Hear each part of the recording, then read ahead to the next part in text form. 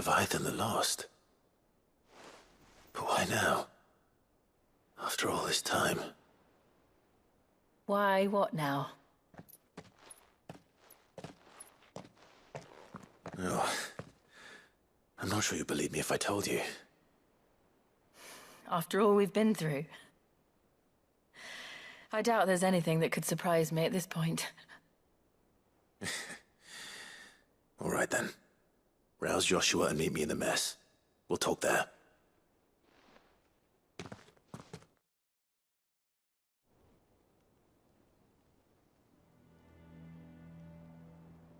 I see we're all here. So, what is it this time? I'm not sure yet. The letter delivered to my chambers omitted a few crucial details. Do we know its provenance? That was one of the details it omitted. But whoever the sender was, it seems the Dame held them in high enough regard to point them in our direction. The Dame? Well, she's not one to waste our time. It must be important. Important might be an understatement. If the letter is to be believed, Leviathan's dominant is in danger. And someone wants us to save him. Leviathan? So the Warden of Water has finally returned. What has it been? 100 years? More. The Lost moniker dates back at least that long. Even our venerable lawsman would not have been so much as a glint in his father's eye when last the mighty serpent brought his crushing waves to bear upon the realm. But why the gap? I know it can be a few years before a new dominant's born. But over a century? Should the dominant of Water's bloodline have been severed somehow, it could have prevented a new dominant from awakening. But if one has awakened now, he couldn't have chosen a worse time. Every nation in the realm has lost its dominant. If word gets out that there is still one to be had, they will stop at nothing to claim it for their own. And the twins will be at war again, just when humanity most needs to come together. Did the letter say anything else? Only that if I wish to know more, we must meet in person. And that the Veil can arrange a meeting. If nothing else, you can be certain it ain't a trap. Famous last words. I'm coming with you. As am I. Thank you. Both of you. And Otto? Yeah. I'll keep an eye on things here. Didn't fancy coming anyway. Thank you. I shall leave the Invincible in your capable hands.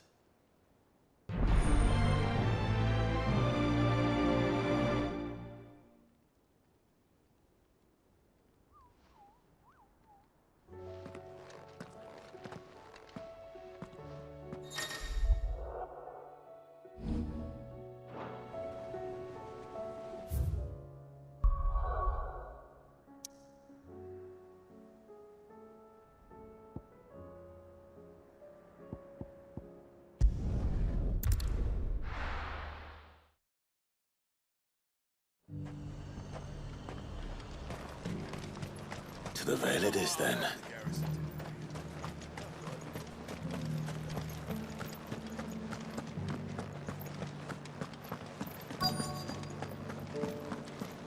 Looks like you've got a thirst.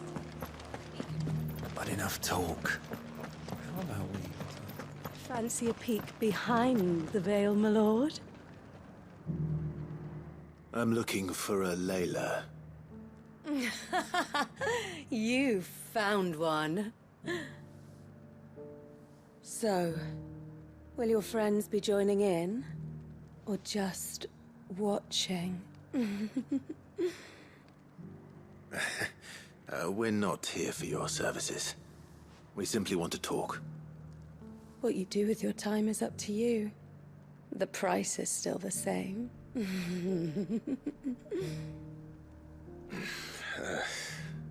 We're here about the letter.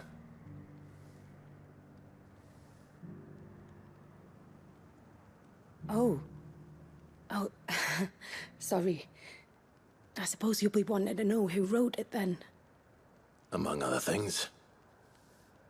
Look, I'm just the messenger here. There's only so much I can tell you. Specifically? A location, north of town, on the shore of Isle of Feist Bay. There you'll find a tent, and the woman who can answer your questions. And that's all? Nothing else? Actually, one thing. There's more than flowers in the meadows these days. So keep that sword of yours to hand.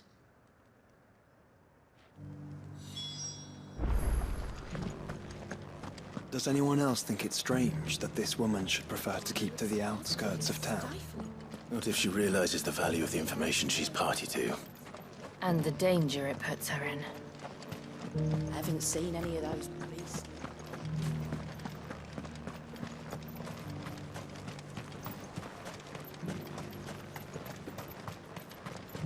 The Duke has pledged to work with the people of Northreach to rebuild.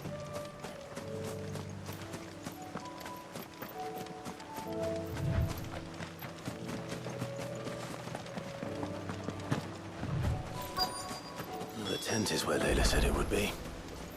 Yes, but who awaits us inside?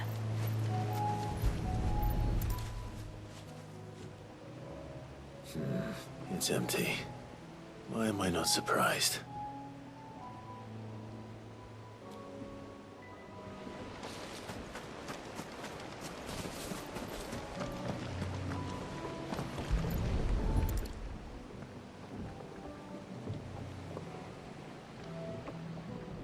A boat.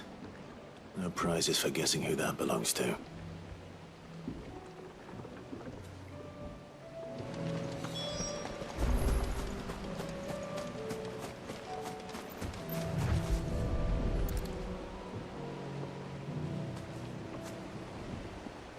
The embers are still warm. So you're Sid.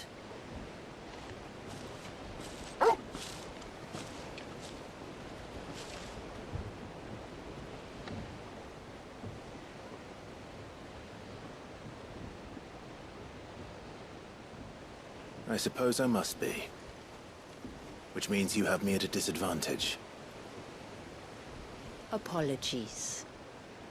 I am Shula, tributary of Mysidia, final haven of the Motes of Water.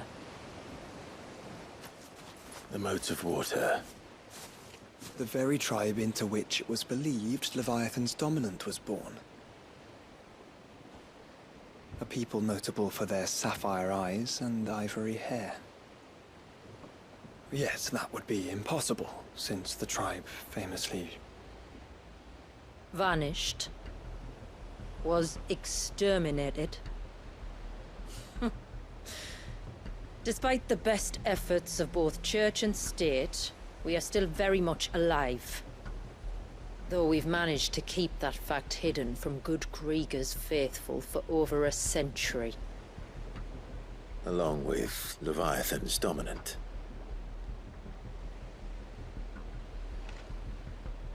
That wave out there.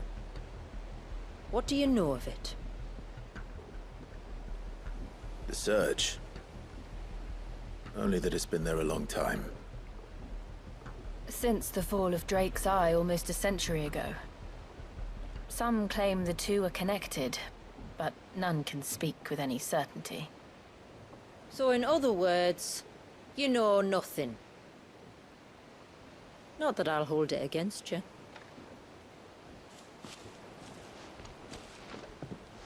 The wave was raised by Leviathan in an act of rage.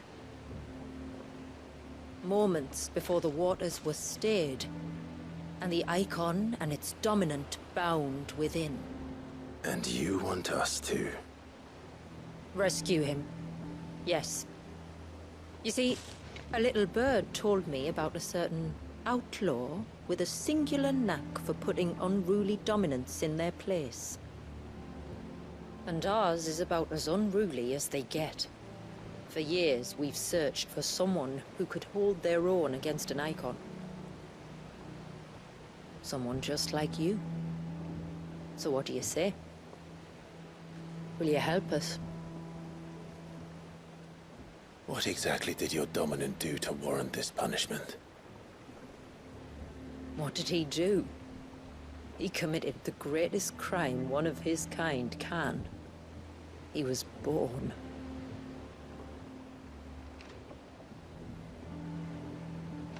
But he deserves a better fate than the one my people forced upon him. He deserves to be free. As do we all. Very well. Far-fetched though your tale may seem, something tells me you speak in earnest. So we will do what we can for your dominant. But first, you will tell us everything you know about him and the means of his imprisonment. I can do better than that. I can show you. Care to take a trip across the bay? My people await you there. Lead the way.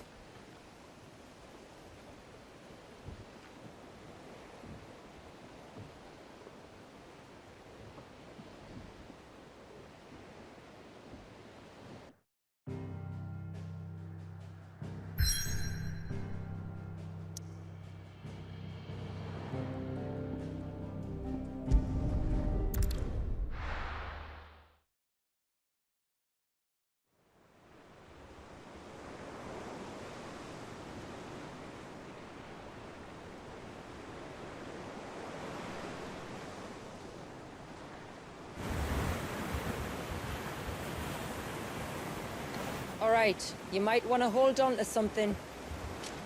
We're coming up on the wall, and passing through can take a bit of getting used to. I don't see any wall.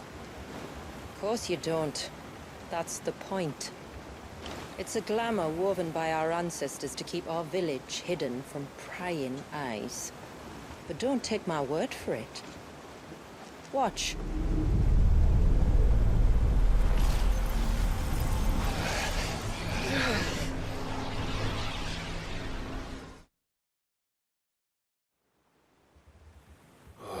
That was worse than a slug of Bacchus wine. Clive, the sky. It's blue, but how is that possible? You do know what a glamour is, don't you? Ours just happens to work both ways, and a good thing too. I wouldn't fancy staring at those sickly clouds every day.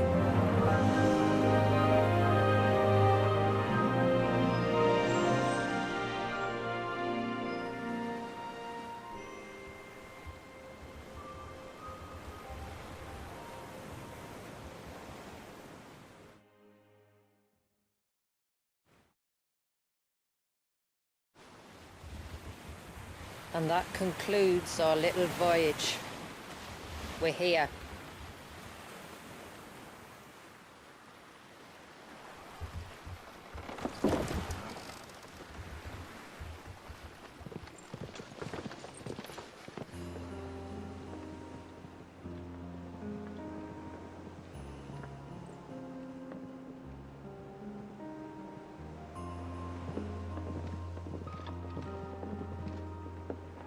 It's a long slog to the village, and a hard one. I hope you're up for a climb.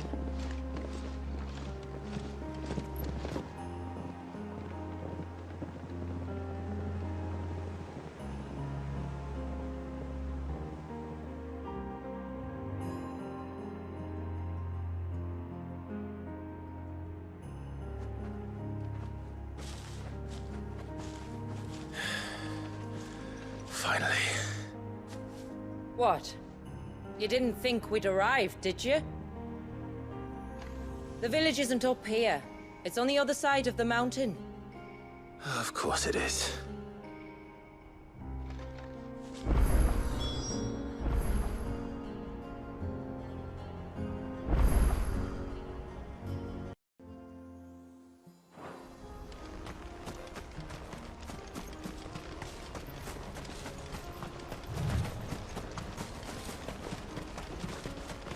Watch yourself, Sid. This path can be treacherous. If not for the sheer drop, then for the beasts who prowl it. Thank you for the warning.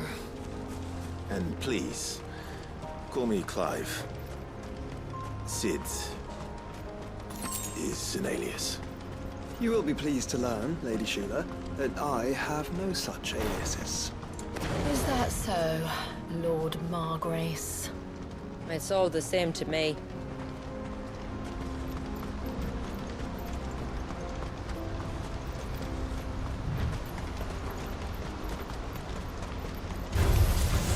I was wondering when they'd pick up our scent. Stand back. We'll handle this. Oh, will you now? Shall I keep my acts and spells to myself?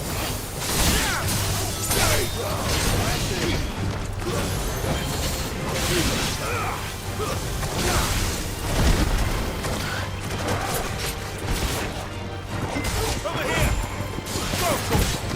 Get him! Earlier you mentioned spells, yet I see you carry no crystals. Since when did a bearer ever need crystals? But then, where is your brand? Waiting for me in Sunbreck, if I ever get careless. And it's in for a long wait.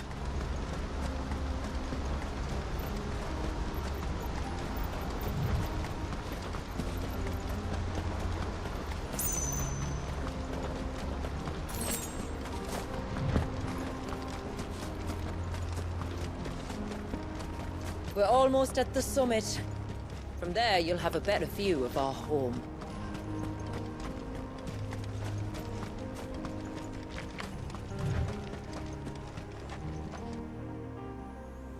Few have ever set eyes on what I'm about to show you. Just so you know. This is not what I expected. Welcome, my friends, to Mysidia.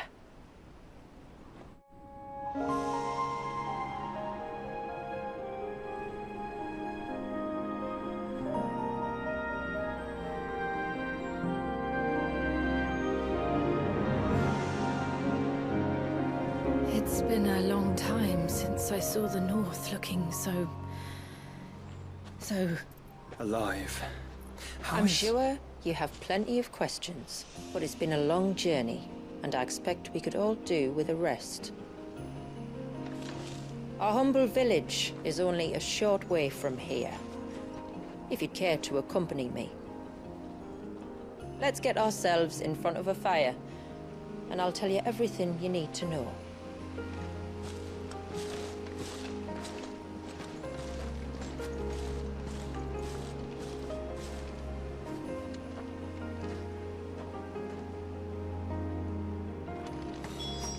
It's beautiful, Shula. And we aim to keep it that way.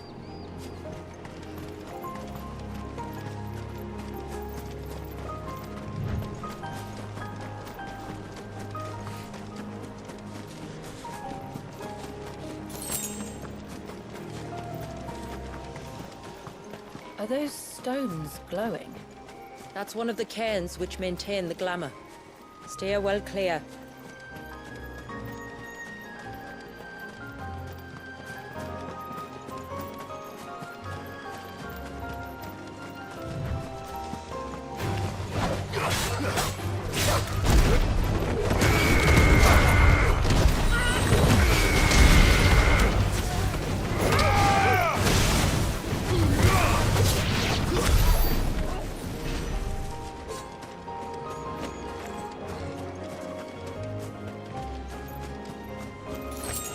If the surge was an act of rage, One wonders what prompted it.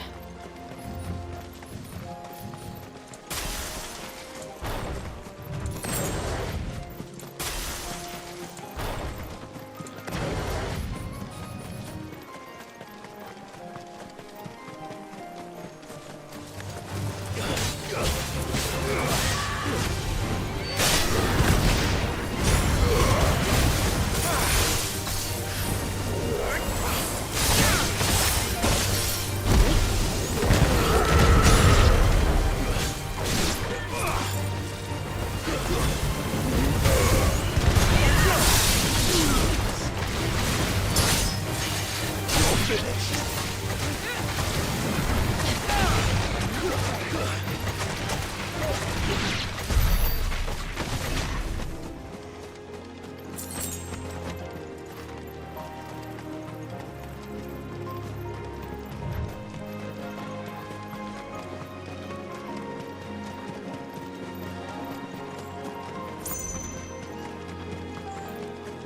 Could we not have spared ourselves the mountain crossing by landing further north? In clear view of the bay?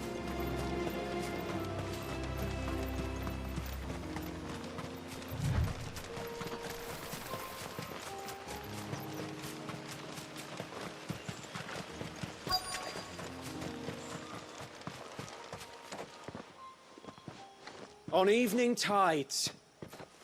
Does morning's light return? Open the gates! The tributary is home!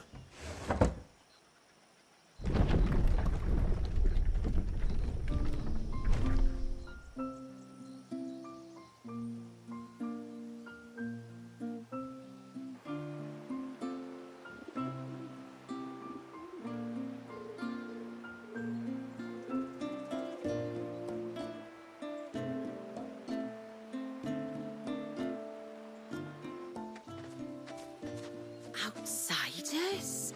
Well, I never. Look at the size of that dog.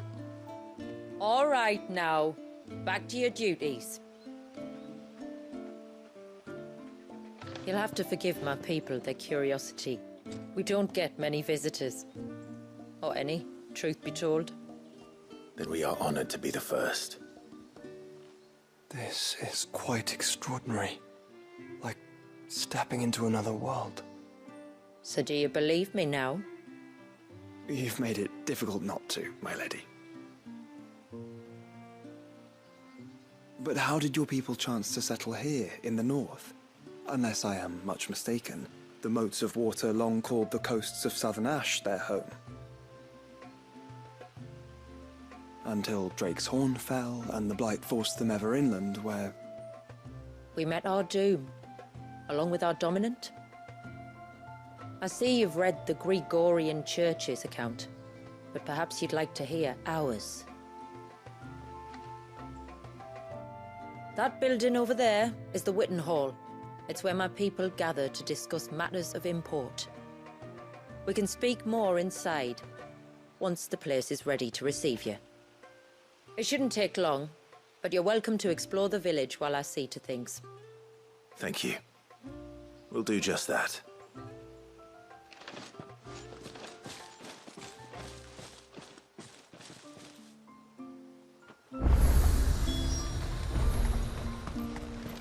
That'll be them then.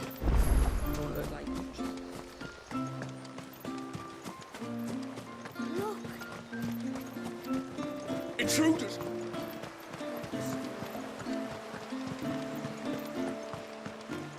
Oh, do you think he died? Welcome to Haven. The tributary awaits you within the Witten Hall.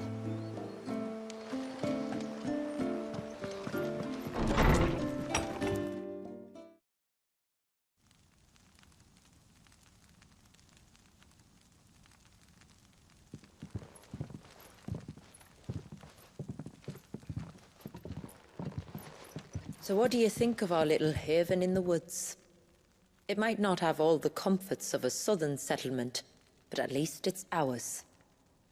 And there's a lot to be said for that. It can't have been easy keeping this place a secret. Not easy, no. We've dedicated our lives to maintaining the glamour that conceals us. Us and Walyas. This man, Walyas, is he Leviathan's dominant? That's right. Though he's no man, Walyas is still a baby. A baby? Forgive me, but you said that the Dominant and his icon were bound inside the Surge almost a century ago. That would surely make him older still. It would, if he'd been allowed to age. But the spell robbed the poor bairn of even that. I'm sorry. Walius was the son of my great-grandfather. Leviathan awoke within him almost immediately, but instead of allowing the lad to live out his life as a valued member of the community, my ancestors sought to put his power to other uses. Sadly for them, the Icons sensed their treachery and summoned a wave so large it would have swallowed the entire village if my ancestors hadn't stopped him. Then it is not the surge that binds the child, but time itself. Yes. Forgive me. I'm still not sure I understand. I'm not surprised. It isn't the easiest thing to explain. Which is why it might be better if I took you to see him. Show you exactly what he has to endure. That is why we came. Then let us be off. There's a road that leads north from the village. It'll take us right into the surge.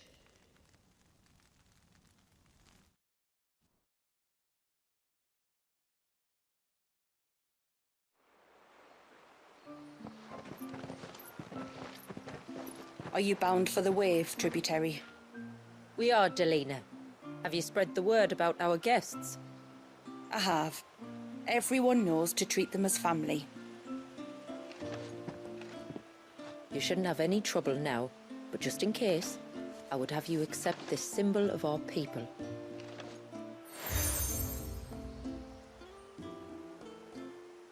That's very kind. I look forward to meeting the family. The feeling's mutual. Should the tributary be indisposed, feel free to ask me any questions you might have regarding the village, and I'll do my best to answer. Thank you. We will. Then I bid you good tide.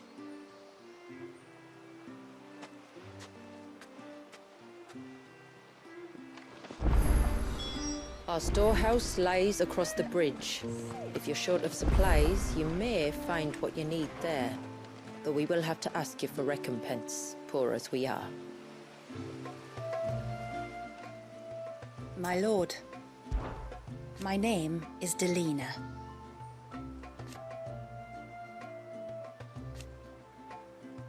By way of example, as I'm sure you're aware, the secret of the spell itself. So they built the cairns, and thus we hid ourselves away.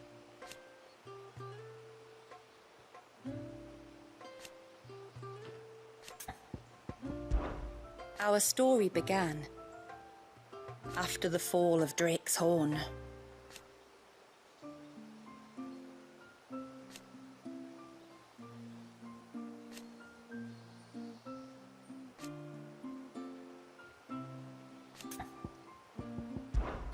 I bid you good tide.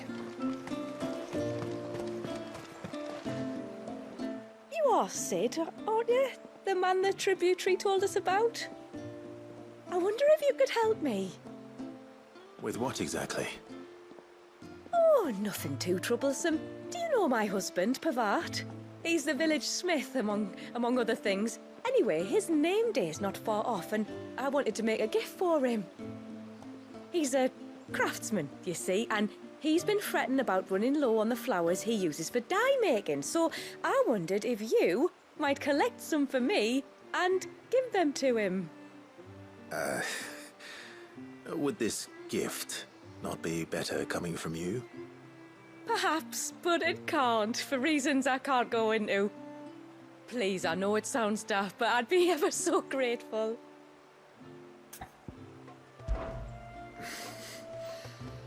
Fine. Which flowers does your husband need? The sweet little blue ones that grow around the fount. Elder's blessings, they're called. We use them to dye our fabrics so we always feel close to water like they are. You don't need to go to the trouble of picking them yourself, though. Just speak to the field hands and ask them to share their harvest with you. 2 basketfuls should be enough for my husband to be getting on with. 2 basketfuls it is.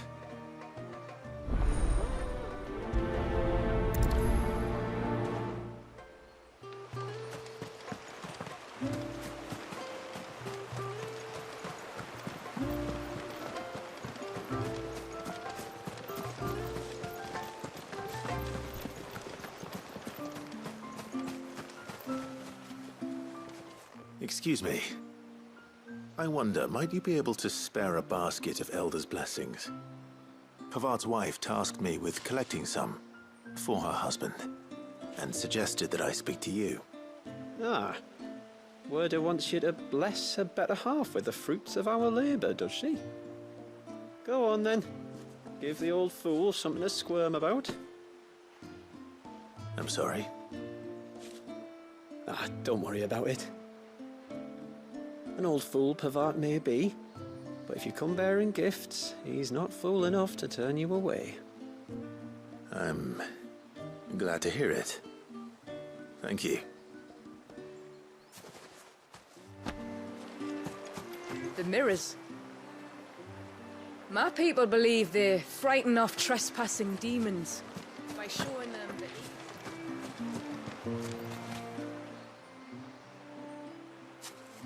Ah, welcome to Haven, friend. Thank you. Forgive my presumptuousness, but the smith's wife has asked me to make her husband a present of some Elder's blessings. 2 basketfuls, to be precise. Wow. I have 1, if that's any help. It is. I'm much obliged. They really are beautiful. Aren't they just? Though that's not the only reason they have a special place in our hearts. Legend has it that when our people fled from Ash, the tributary of the time took some seeds with them. And as they wandered high and low across the Twins, he'd plant them wherever they stopped for water. Every elder since has done the same. So when we finally put down roots here in Mysidia, the flowers did too.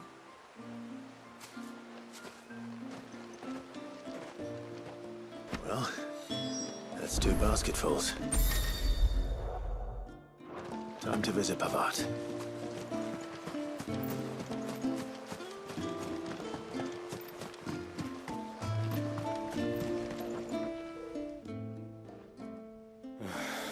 What do you want? Your wife asked me to bring you these flowers.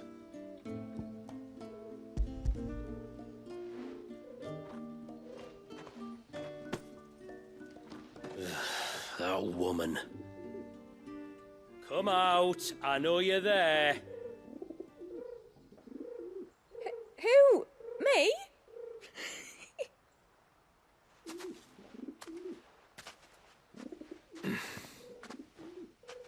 Would either of you care to explain what's going on? I'm sorry. I didn't mean to deceive you. It's just, my husband can be a bit standoffish at times, and I thought this might be a good way for the 2 of you to get acquainted. What with you being a swordsman like, and him being the only smith in the village. It'd be a shame if you couldn't turn to him for help. The only reason he couldn't turn to me for help is because I had my hands full with all the orders you lot dumped on me. I'm pretty much done with them now, though. But, for the record, the tributary said that we were to lend you outsiders our aid, and that's exactly what I was planning to do. With or without my darling wife's meddling. Still, here we are. Acquainted. So, if there's out you need, just bring us the materials, all right? All right. All right, then. And tar for the flowers. I was running low. You use them for dyeing, I hear. Aye. Crush the petals and it makes a fine and lasting blue. We use it to stain the cloth for our tunics and pennons. Remind us where we come from, like. As motes of water. Children of the sea. That's right. The pattern too was left by our ancestors. The Ceaseless Rill, it's called. It symbolizes the river of our tribe, with the strength of Leviathan running through it. And no matter how that river has ebbed and flowed, changed its course, the flowers have always been with us, growing on our banks. I should get back to work. If you need something crafting, let me know. I will. It was a pleasure to meet you. Wasn't it just?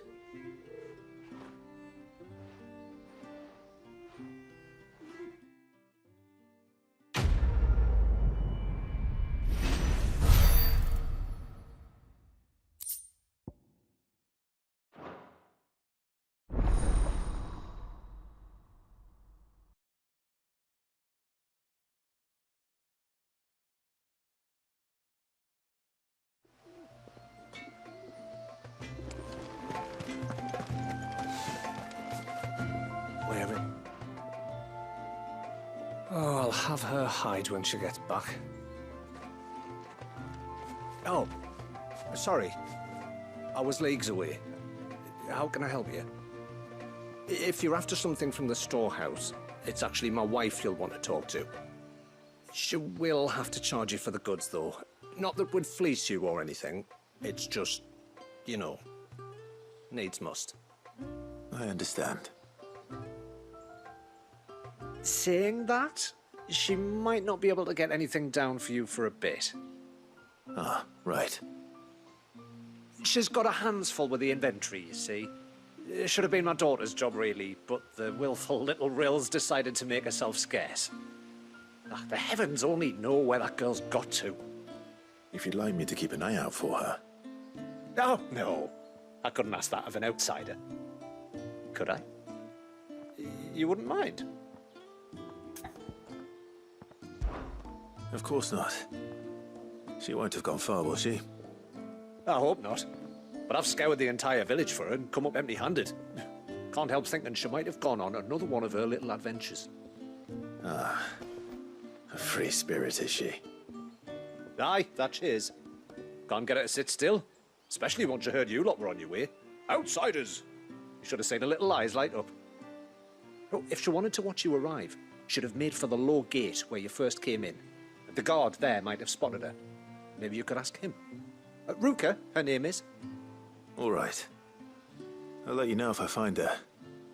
Try not to worry.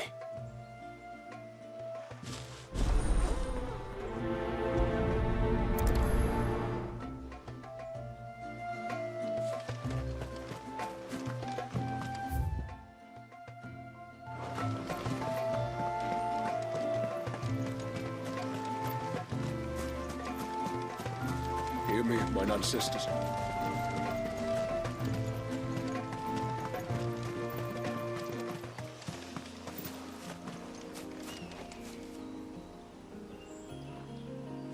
Excuse me. You haven't seen the storekeeper's daughter, have you? Little Ruka? I have, as it happens. She went out through the gate not long ago. Out of the village? Alone? Aye, she does it all the time. There's a path off to the left which leads down to the river. Nice little spot, that. It's safe as you like. The beasts of the mountain don't dare come so close to the village. That's where she'll be. Go and have a look if you don't believe me. I will.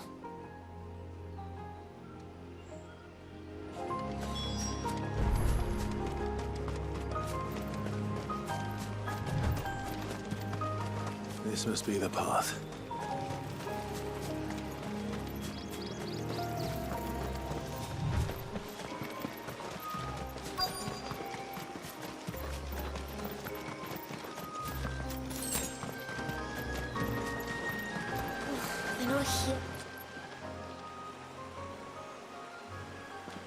It's you!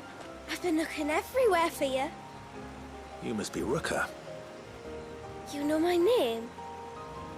Can you lot read minds? Your father asked me to keep an eye out for you. You left without telling him where you were going. He was worried. But I went to look for you. Well, now you found me. What do you say we head back to the village and let your father know you're safe? All right. And on the way home, you can tell me all about the world beyond the wall. I want to know everything. Everything might be a stretch.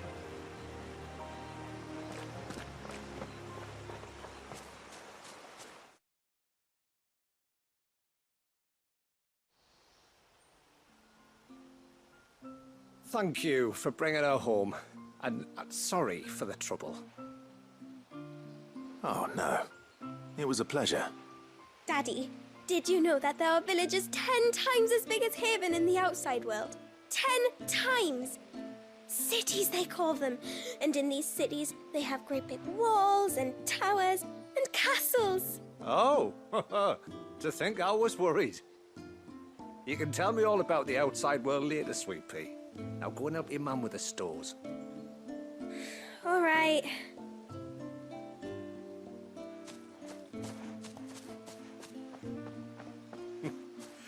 Thanks for putting up with her questions. She, has a lot of them. One of the big ones being, what are the people beyond the wall like? Reckon you've made a good first impression. Are we the only one she's ever met? That you are. The rest of the world can't know we're here, so we'll have to be very careful who we're letting in and out. A few of us might make the occasional trip to shore for supplies, but for the most part, we'll make do with what we've got, including what the old Northerners left us.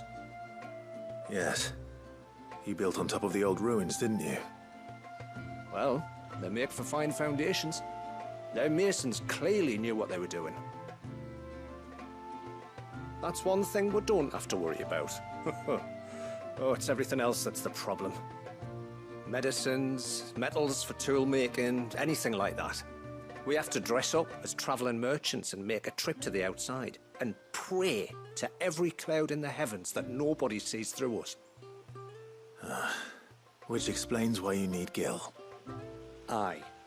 And now Ruka's back, my wife should be free to assist you with any potential purchases. So please, do make good use of our stores, because we fully intend to make good use of your coin. I'll be sure to keep my purse strings loose.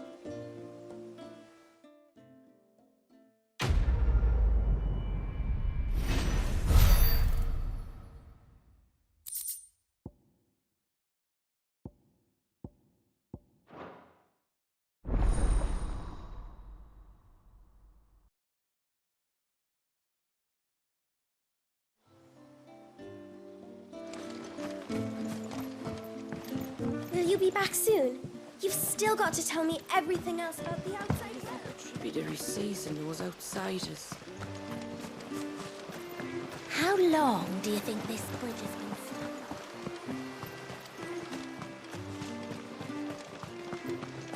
stuck? Suddenly, there were curves everywhere.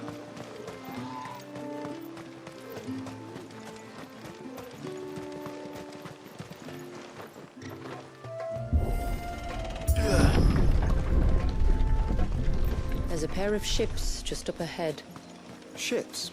But are we not still leagues from the shore?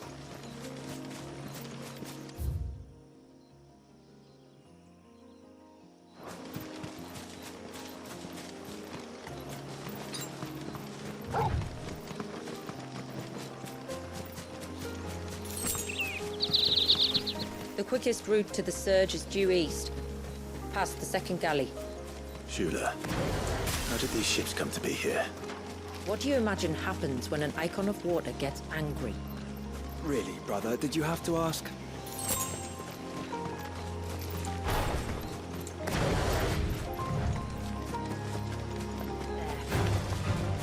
Tongarees. Foul creatures consumed by their hatred for everyone in their way. Sharp knives, it seems.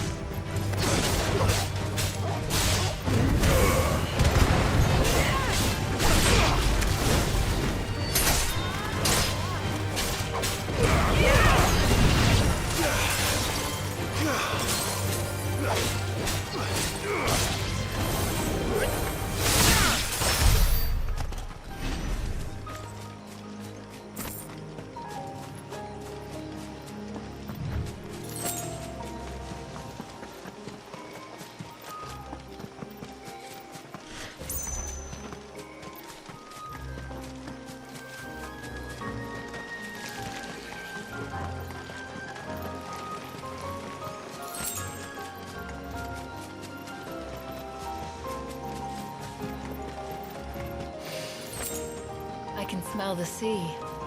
It's not far now.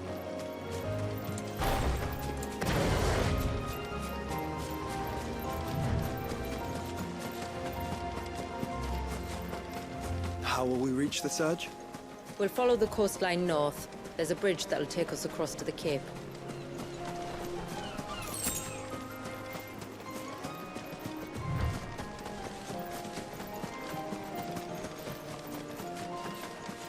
Might I inquire about the ray of light?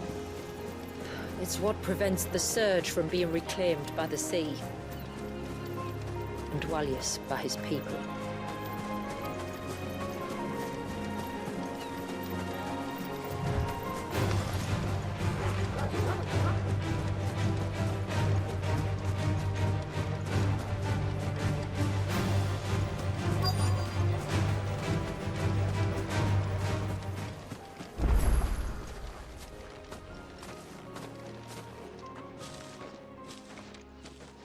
You said before that the child is bound within the surge. But you've yet to tell us how we're meant to reach him. I trust we won't have to hold our breath. No. The surge wraps around the cape without engulfing it. If we continue to its tip, there is a path down to the seabed. And the wave's origin. All right. It won't be the first dominant we've met at the bottom of the ocean.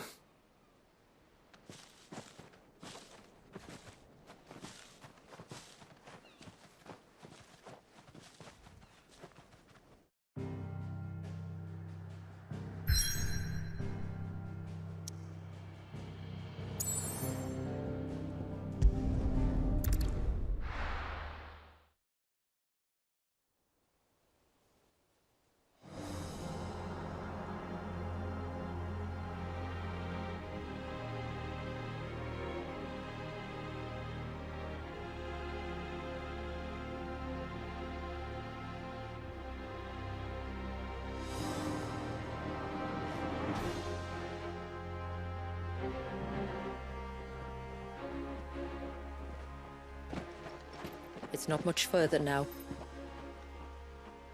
The path seems well kept. Do you and the villagers often come this way? Only me. Once every new moon without fail. It is my duty both as village elder and Dwalius's descendant. But surely no one blames you for what happened. Why should you bear the responsibility alone? You misunderstand. I do it because I want to show him that he isn't alone, and that there are still some of us who would see an end to his suffering. Suffering you will soon witness with your own eyes.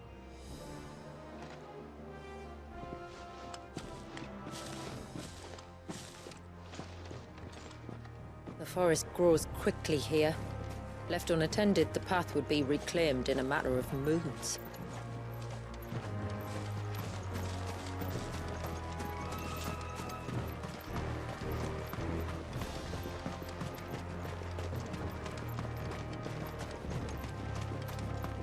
Does the light point the way to the child? It does indeed.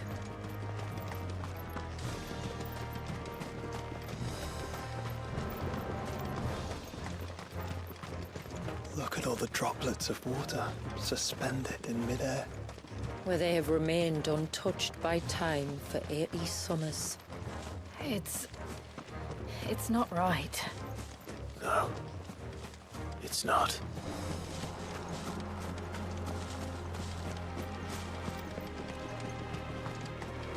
There. Up ahead.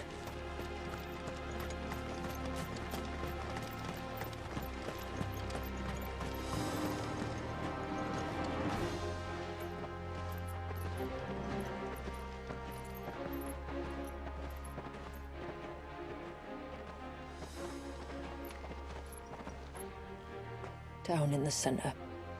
Follow me.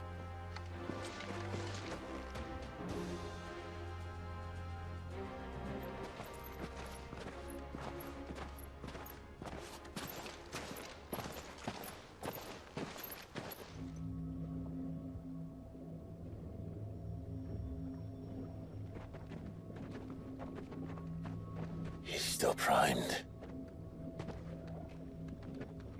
I'll never forget my first priming. The fear. And I was old enough to understand what was happening. One can only imagine how this poor child felt. He is the victim of an unforgivable sin, committed by people who saw him as nothing but a means to an end. He must be so frightened. Then I'll ease his burden. You don't mean? I'm not going to hurt him. Contrary to the tales, I don't go around killing dominants for no reason. What if I told you there was a way to remove Wallace's icon? I tell you, you were a madman. It's hard to believe, I know. But it can be done. Though, it isn't without its risks. Part of the icon remains no matter what. So, it might still come to violence? I don't know. It depends on the dominant. I've seen things end well, and I've seen things spiral out of control. But I do know one thing. If we turn our backs on this child, there will be no end to his suffering. And I think that a worse fate than the alternative. Don't you?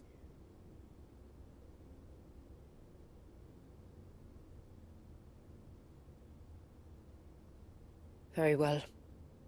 Do what you must. And whatever happens, I will own the consequences.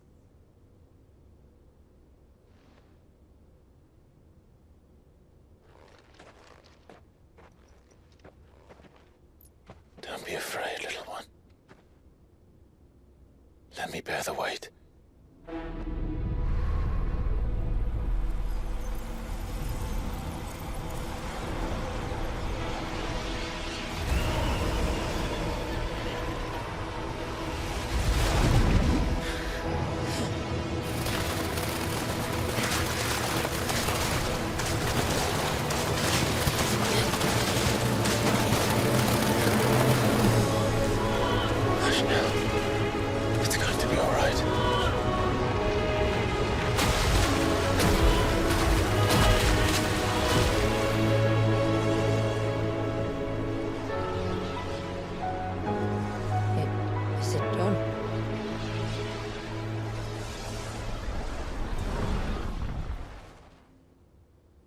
I think so. I can feel the icon inside me. But something's wrong.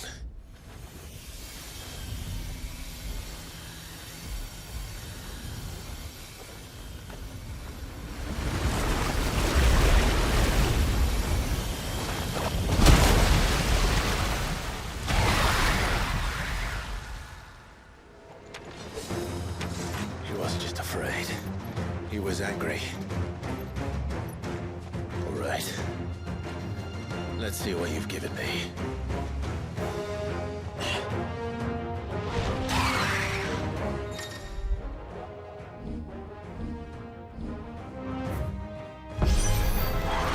Leviathan! No, just an eggy. But a formidable adversary nonetheless.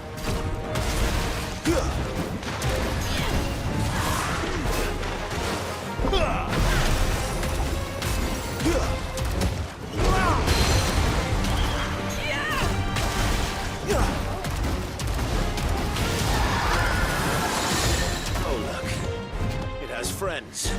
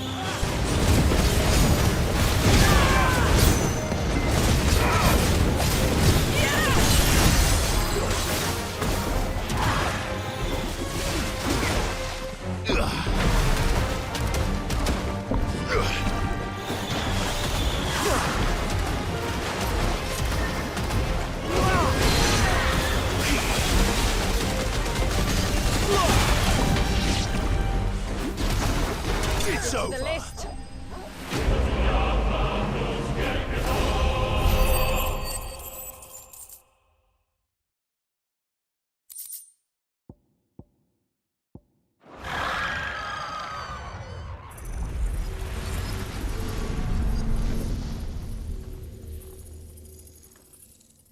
Is everyone all right? He seems calmer now. You said Walius was frozen in time. But he knew we were here. How? I don't know. He's never reacted to anything or anyone. Until now. The child has been bound for nigh on a century. If he has been conscious from the first, we must remove the seal at once. It's not that simple. I wish it were, but... there's more to this tale.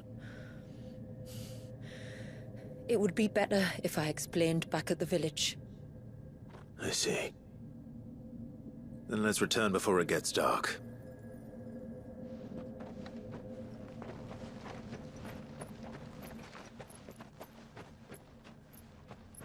I'm sorry, Walius. I will make this right.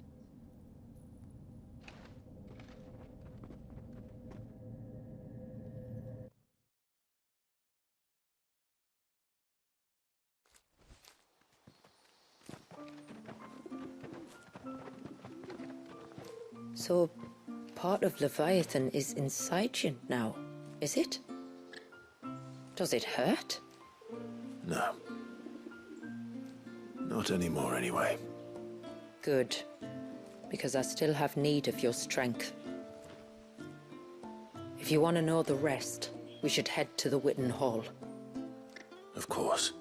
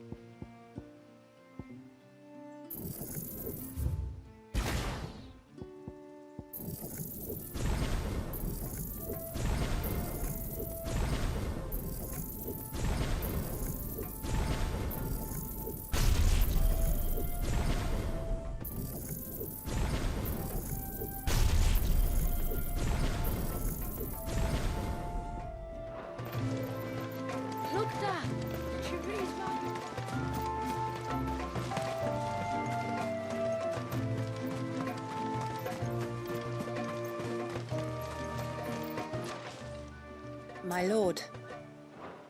Fare you well, my lord.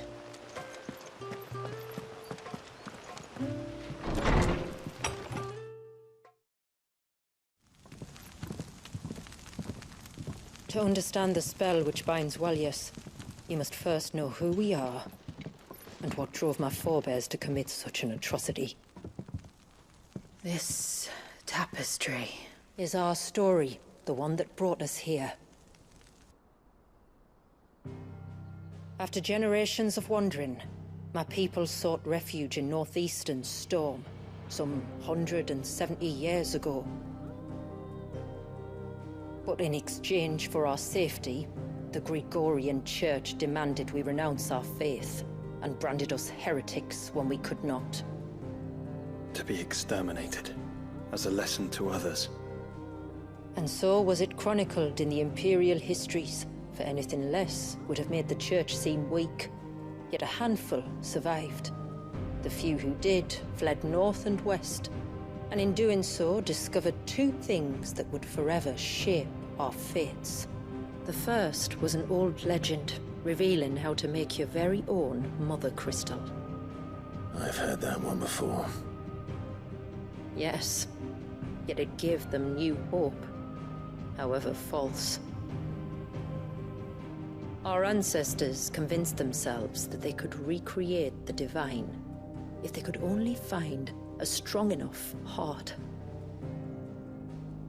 A living being capable of channeling torrents of ether. And the heavens provided. A dominant. Well, yes. They'd stumbled across a nostrum in an ancient ruin, which they believed could provoke a sudden outpouring of a creature's ether. They meant to enrage his icon. Leviathan would have destroyed everything, had our people not made their second important discovery. A means to stop time itself. Where did they find that? The Northerners had no such magics, or they would have used them. When our ancestors first arrived, the land was uninhabited, save for an old witch who lived on the highest peak. Her body had been consumed by the curse, a cruel payment for her long years of service to the Northern Thanes. So desperate were they to prevent the fall of Drake's Eye, they'd forced her to devise a spell to stop time. But Drake's Eye did fall. It did. When she finally perfected the necessary magics, it was already too late. As punishment for her failure, the Thanes exiled her to this forsaken place to live out the few days she had left. Knowing her suffering, our ancestors cared for her as best they could, and in return, she gifted them her spell. That even though she should die, her legacy might live on.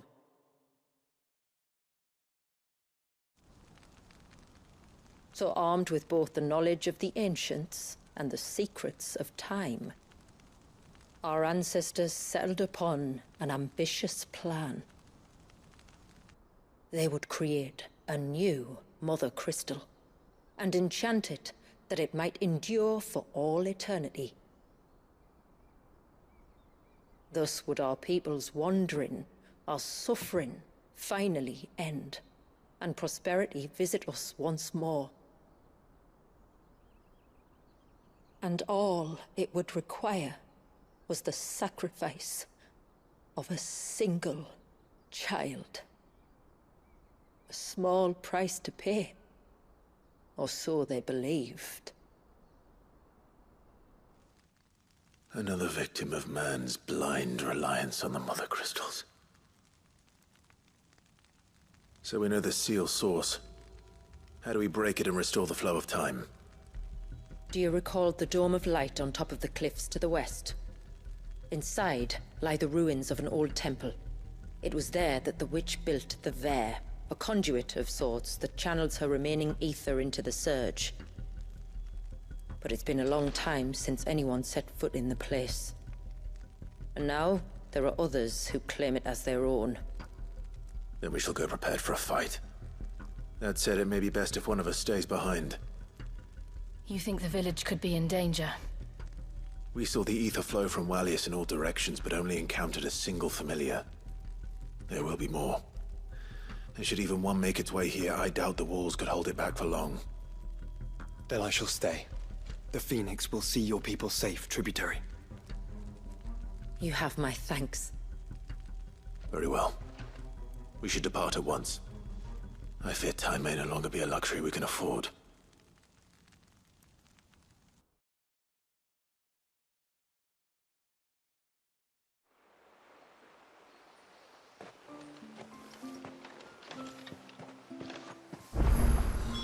The Vare is not easy to find.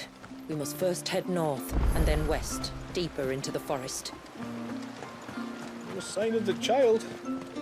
You don't think we... I can't go on like this. Just try to breathe. That's it. Is everything all right? Ah, you're the outsider. I'm Fannet, healer by trade. And this is Talor, one of my patients. He took ill not long after you arrived. Nothing too serious, I hope. I hope so too, But? This affliction, it's like nothing I've ever seen before. He complains of feeling chilled to the bone, but there's no fever to go with it. And my most powerful antalgic hasn't done a thing to ease the pain in his chest. I'm starting to wonder if his condition might require a different kind of treatment altogether. Shula said that you were here to help us. You couldn't help me, could you? I'd be happy to. If I can. You can, don't worry. All I need you to do is speak to Talor's son, Pavat, over at the forge, and ask if he knows what his father was up to before he came down sick. Something must have caused this, and I want to find out what. The trouble is, Talor's too weak to speak, and I can't leave his side for long. So while you talk to Pavat, I'll pay his wife word a quick visit, just in case she knows anything. Right.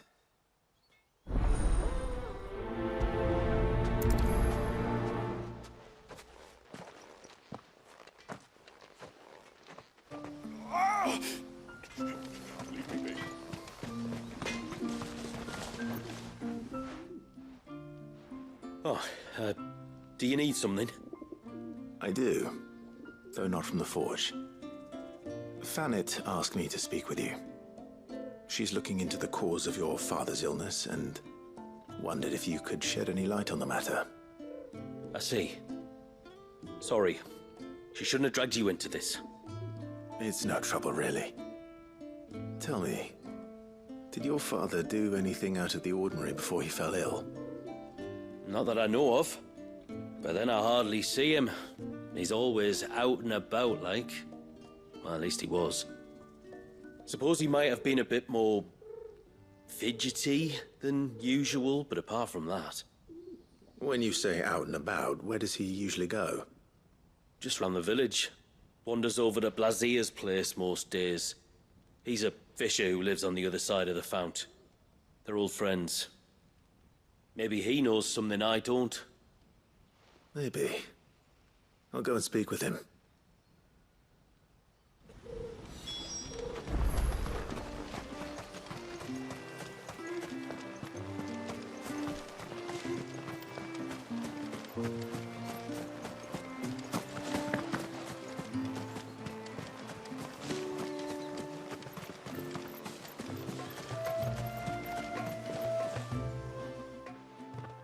Greetings, stranger.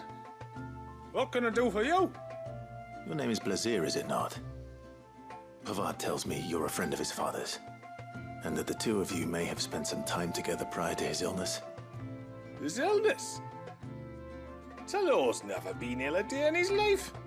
I don't know why he'd start now. Oh, Fanny doesn't know either. It was she who asked me to look into his recent behavior on the off chance it might explain how his condition arose. Oh, I suppose there was something that struck me as a bit odd. He kept asking about the woods. Did you see anything strange on your way back from the shore? Are you certain? Do you swear? That kind of thing. I didn't, of course. But he wouldn't let it go. It was like he was expecting something to happen. It was just a matter of when. Not that I know what. But he never told me anyway. Well, that certainly does sound unusual. And it might just be what Fanit is looking for. Thank you. Ah, don't mention it. Oh, and when you say Talor, wish him the best from me, eh? Let's see what the healer makes of this.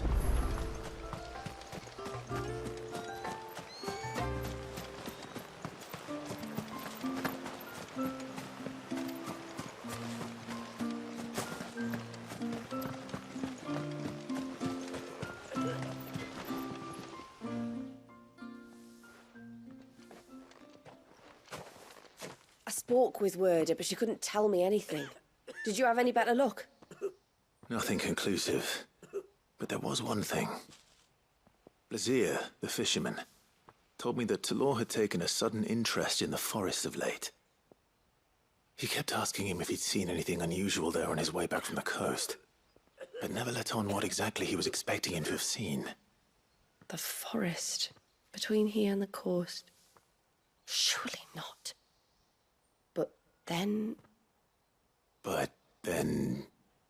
I can't say for sure.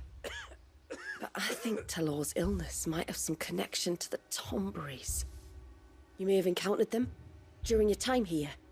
The small, scaly beastmen. And you think they may have caused Talor's illness? I do. At least in a way, and if I'm right, it's no wonder the treatments I've been trying didn't work. Oh, I know it's a lot to ask, but would you go down into Father's Fell for me? There's an altar there, and if my fears are true, an offering upon it. What is going on here? Please. I'll explain everything when you return, but time flows fast. I beg you, make haste for Father's Fell and take the offering from the altar. Talor's life may depend on it. Very well.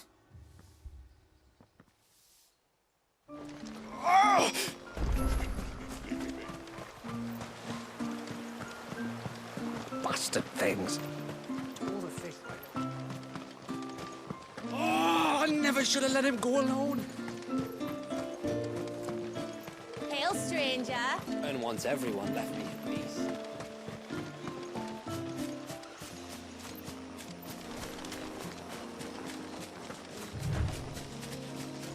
Before, we turned east at the shipwrecks to reach the coast. Now we must head in the opposite direction. Left it is, then.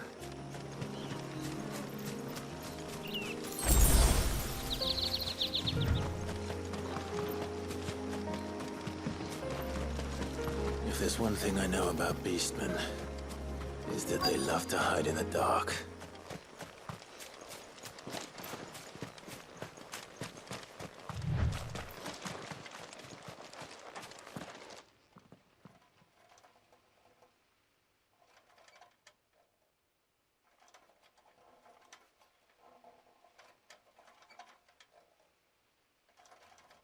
What are they up to? Some sort of ritual.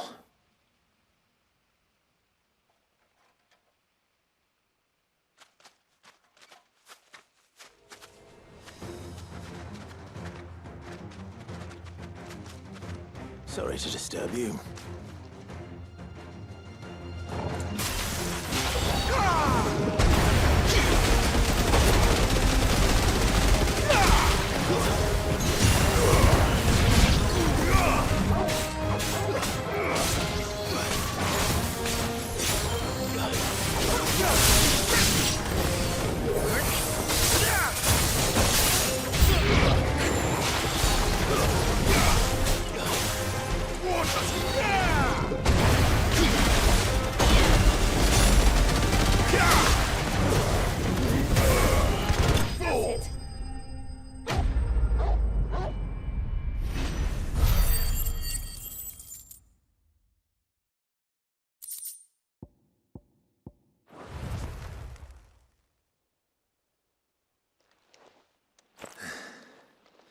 Let's see what's on this altar, then.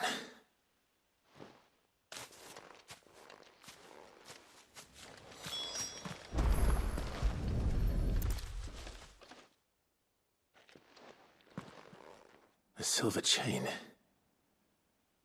I doubt the Tomberries made it. This must be what Fennec was talking about.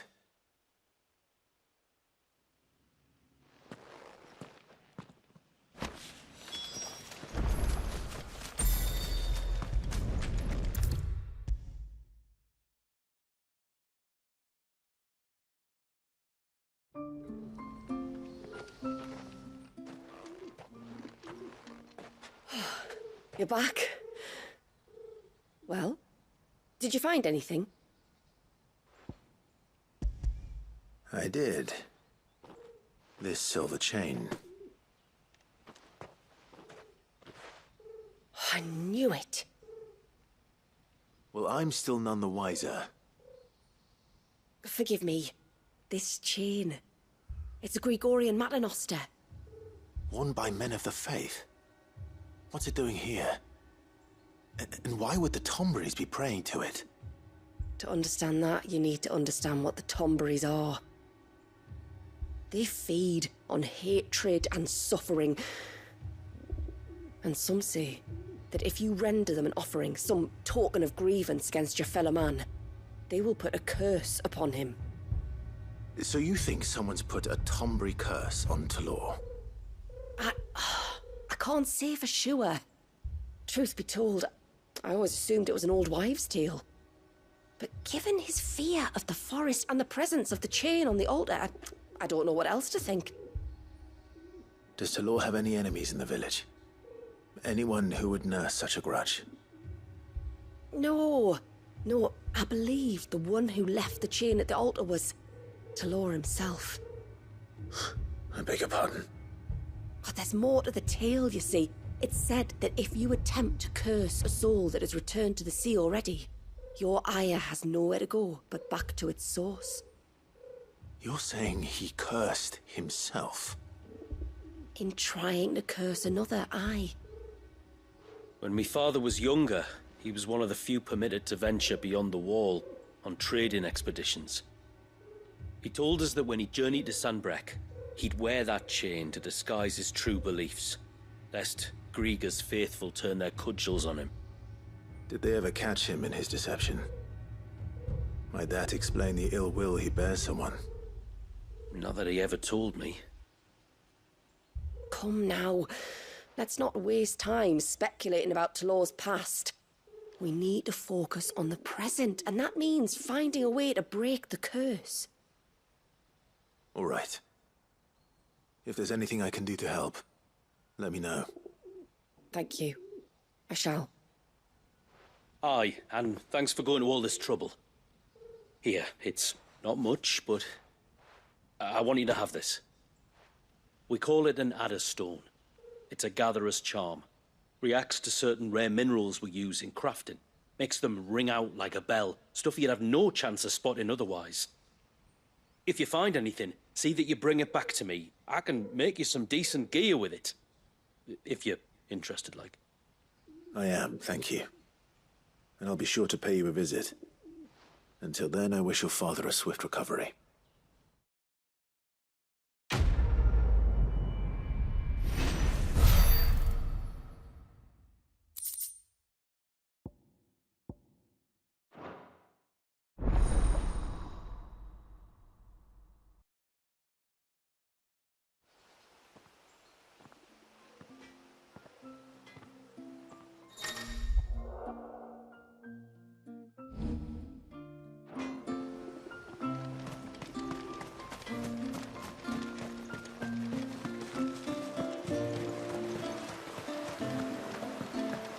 Things.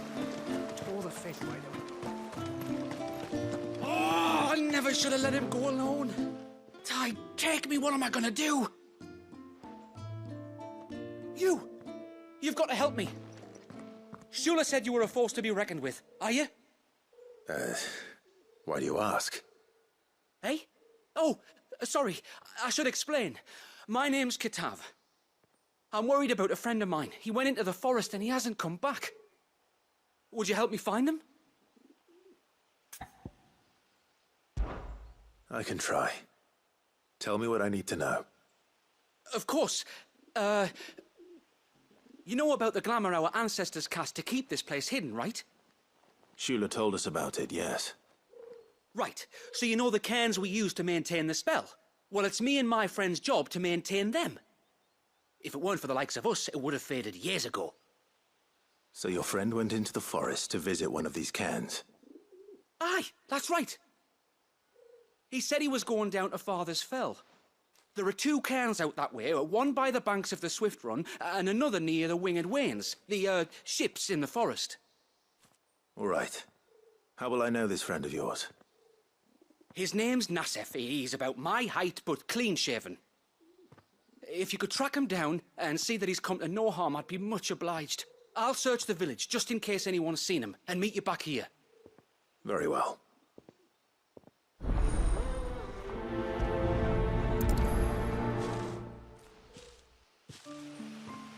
One cairn by the ships, another by the river. Better get moving. Hail, stranger.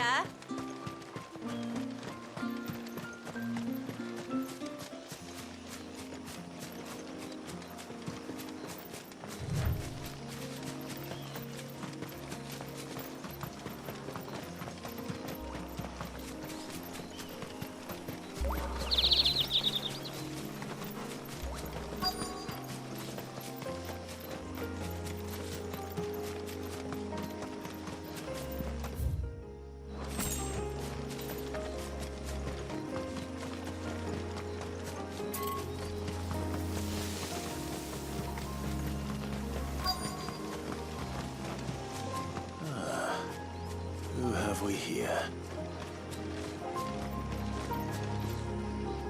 I'm looking for a man named Nassef. Aye, I know him.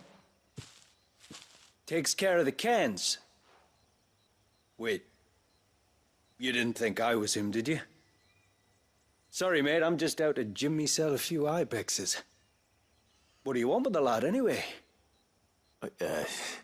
His friend, Katav, asked me to look for him. Apparently he ventured out to work on one of these cairns and didn't return. Well, that is a worry. You're a hunter, yes? You must know the woods as well as anyone. Can you think where he might have gone?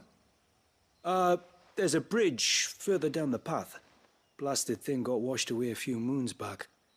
Our carpenter only recently had time to rebuild it. But if I remember rightly, there is another cairn on the far side. Maybe he decided to visit that one while he was here. Maybe. It's worth a look, certainly. Thank you.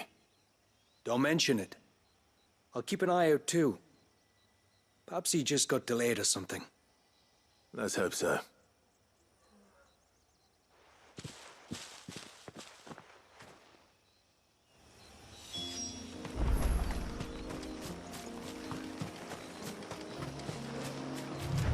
This must be the bridge the hunter was talking about.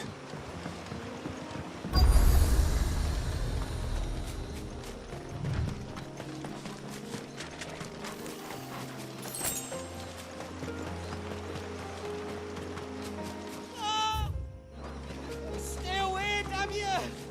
Hold on!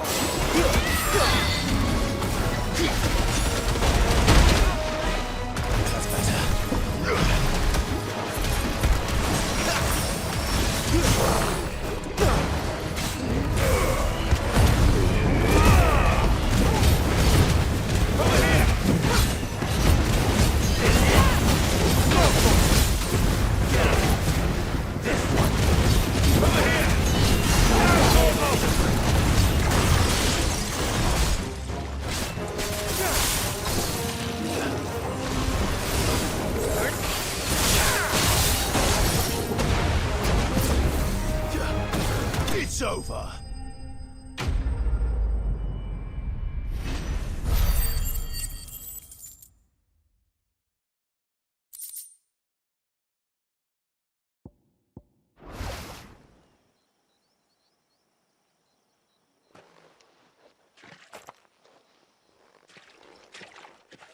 Oh, thank you.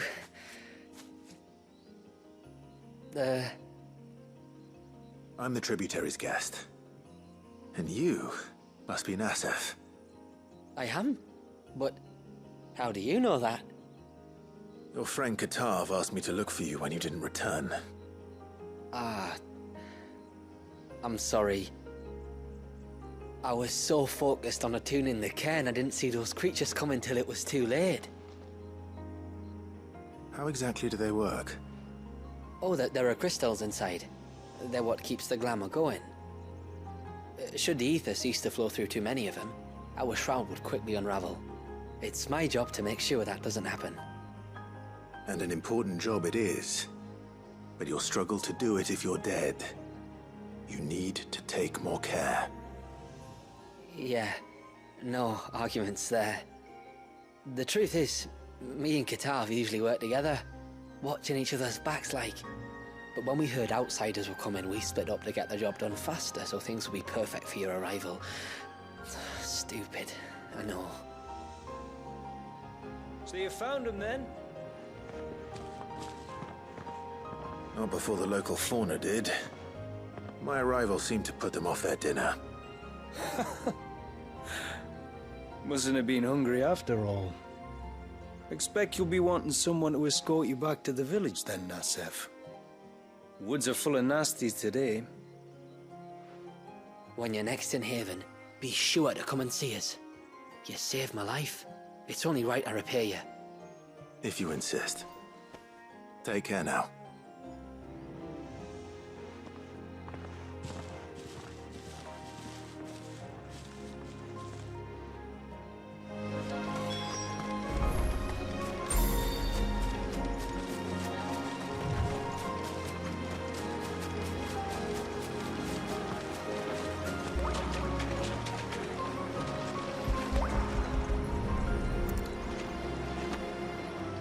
This is the mineral Pavar was talking about. The one that rings out like a bell.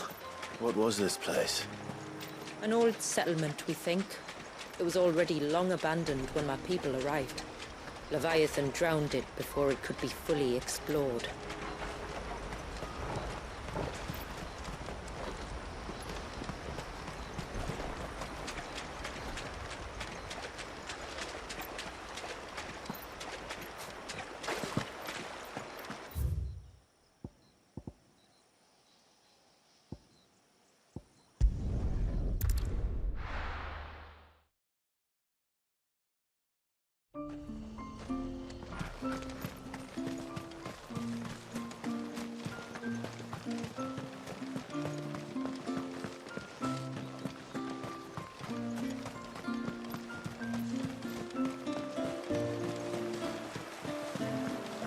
Bastard things.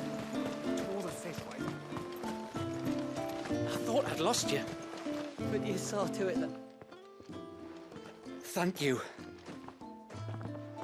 Nassef told me everything. If you hadn't got there when you did... Oh, it doesn't bear thinking about. All that matters is that you're safe. Far be it from me to tell you how to do your jobs, but don't go alone again.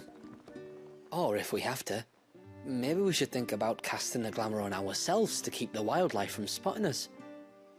It'd take its toll, of course, but it'd beat letting the cairns fall and having to weave the entire spell from scratch. Imagine if we had to do that. I'd rather not.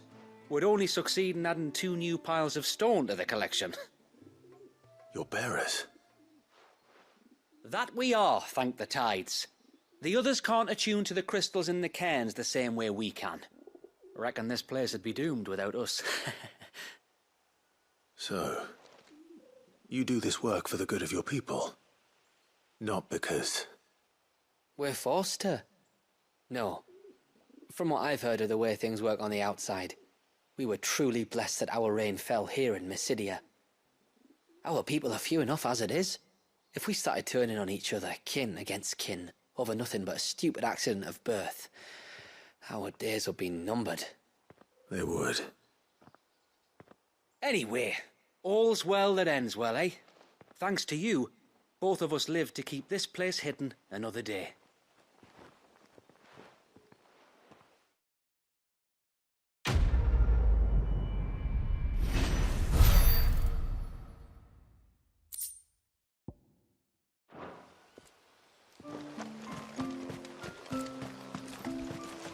Hail, stranger. I Are you a rider by any chance? I am. What gave me away? Oh, I can smell it on you. The scent of the stables. And not just any stables. Something tells me you've never been one to ride half-starved birds with chine-gall and wet beak. If I had to guess, I'd say your bird eats only the finest greens and has her feathers groomed twice a day with a curl hairbrush. Nothing but the best for my Ambrosia. Ambrosia, eh? Pretty name. What's she like?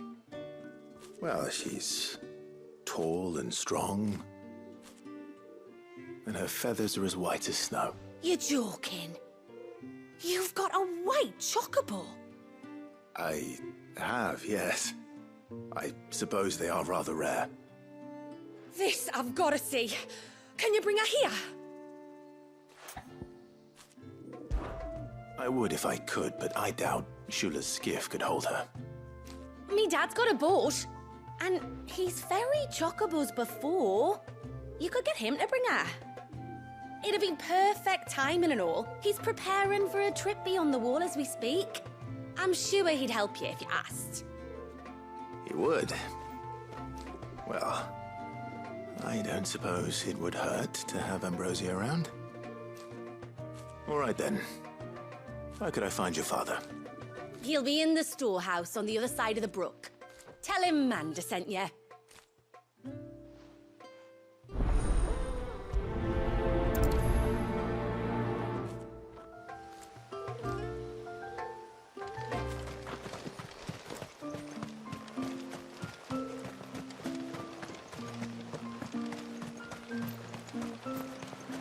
Bastard things.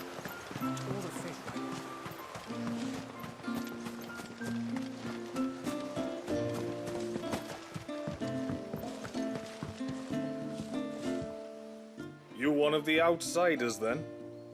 I am. Shula invited me. Are you Manda's father? I am. Got you running errands for her already, has she? She's asked to see my chocobo, but I'd need your help and your boat to bring her here. Or you could just say no. Honestly, that girl and her birds, she'll be growing feathers soon enough. Well, truth be told, I didn't take the idea seriously at first. But thinking about it, it would make it easier to get around if I had Ambrosia here. Can you help? Well, if you're sure that's what you want. The tributary says we're to treat you lot as we would each other. So, if you need me to ferry your bird over, then that's what I'll do. Still, they don't take the water easily. I'll need you to bring us a mimic gourd or two to keep her calm on the journey over. And where would I find one of those? Oh, don't ask me. It's been years since I last brought a chocobo across the bay, and I'm told the world's changed a fair bit since then. Where do you usually get your stable supplies from? Well, the man who made Ambrosia's tack lived in Martha's Rest, and if I remember correctly, he traded in chocobo feed too. So I suppose I'll go and ask him. I'll be sailing over to Northreach soon to pick up some supplies. While I do that, you collect your bird and your gourd, and then meet me by the shore. Just don't take too long, all right?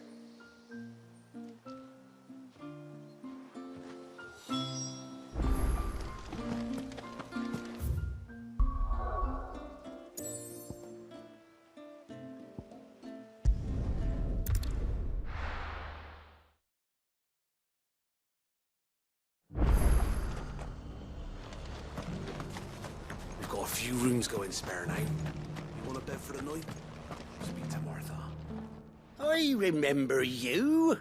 You're the one who saved Whiteheart. How's the old girl doing? She's very well. Thank you. Oh, don't thank me. You're the one who saved her. Anyway, what brings you to the rest today? I was hoping to purchase a mimic gourd. And I thought you might be able to tell me where I could find one. Oh, reckon I could do better than that. Just so happens, I've got a whole carload of the blasted things, not a buyer in sight. Really? Aye, you'd be doing me a favour taking a few off my hands before they turn to mush. But just be on the lookout for wild birds, eh? Don't want them chasing after you like they did me. I will. And thank you. Oh, you're very welcome. Any friend of Whiteheart is a friend of mine. And in times like these, friends have got to stick together. We certainly do. Northreach, then. Wouldn't want to keep Anders' father waiting.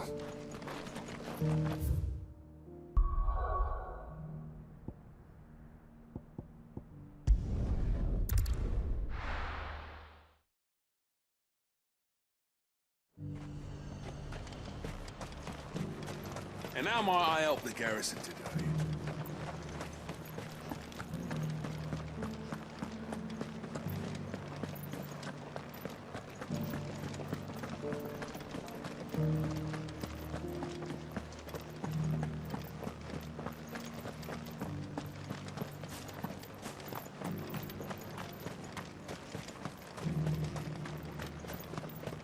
Those things didn't fight like men.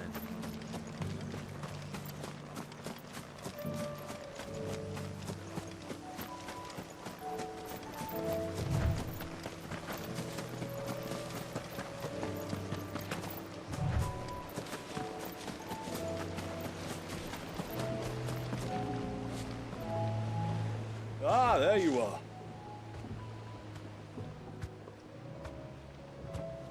And this must be Ambrosia, was it?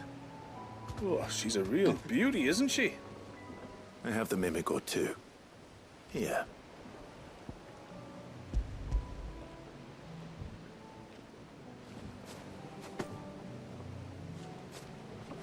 Thank you kindly. Soon as she's gobbled this up, we'll set sail. We're going to take a little trip across the bay now, Ambrosia. Don't worry. You'll be all right.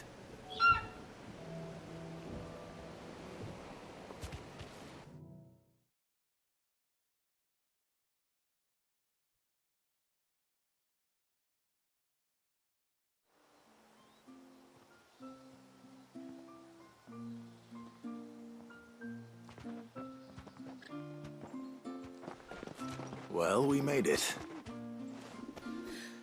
You didn't all? She is as white as snow. You're beautiful, aren't you, girl? Brave, too. She was calm as you like on the journey over. The mimic gourd will have played its part, of course, but passing through the walls enough to spook most birds even then.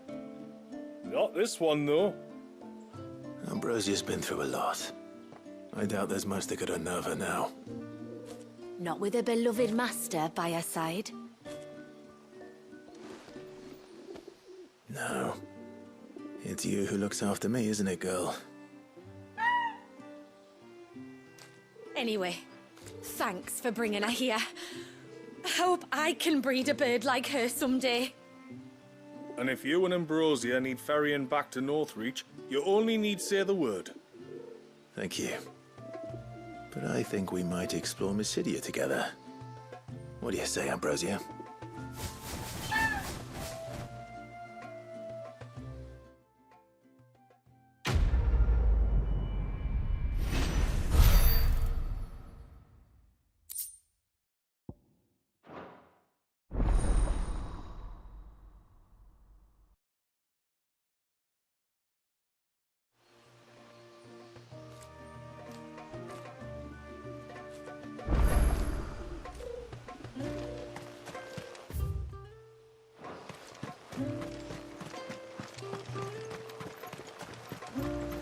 Bastard things.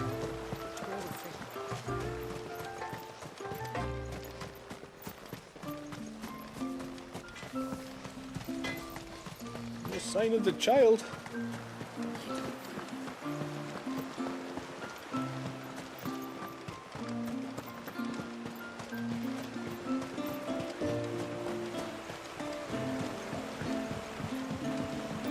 My lord, may I speak with you? There is a matter with which I would beg your aid. Of course, what is it? Please, not so loud. Something serious then? Yes. I think we might have company. I was passing by the low gate when I saw a figure moving among the trees up on the cloak.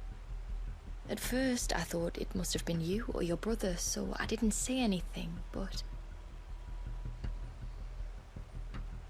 the more I think about it, the more certain I am that the figure looked familiar. And you're sure it wasn't one of the other villagers? Positive. I think it was someone from outside the wall who has found his way inside. Of course, it could just be my imagination playing tricks on me. I only caught a fleeting glimpse, and it might have been you or your brother. But if it is who I think it is, we cannot allow him to leave now that he knows we're here. Would you go and see? Oh, he won't try to hurt you, believe me. Given what lurks in the forest, the only one likely to get hurt is him. Very well. Whether the man you saw is who you believe him to be or not, we need to know. It may yet be someone else entirely. Someone who means your people, or my people, harm. Perhaps. Just promise me that if you do find someone up there... Don't worry. I won't draw my sword unless I need to. Thank you. Yamila, this man you saw, might he be the customer you told me of? I fear so. The customer? I'll explain later. Come on.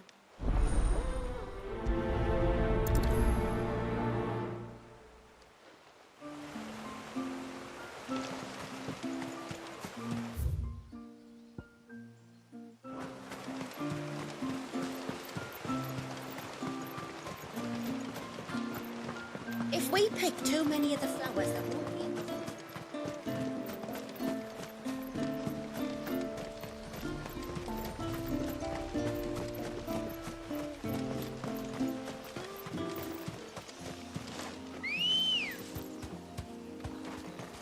Ready, go?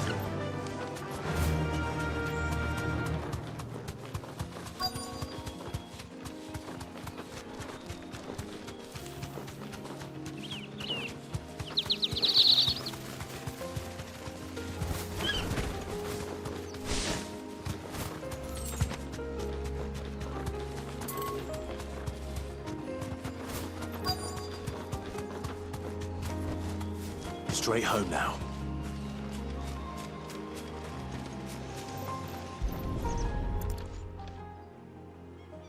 A bottle. Breath of the arbor.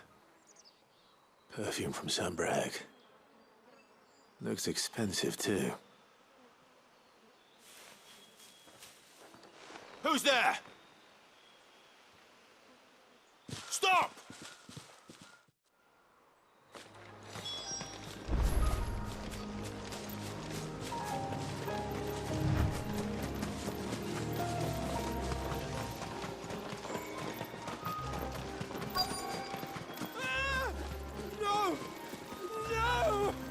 Hang on! I'm coming!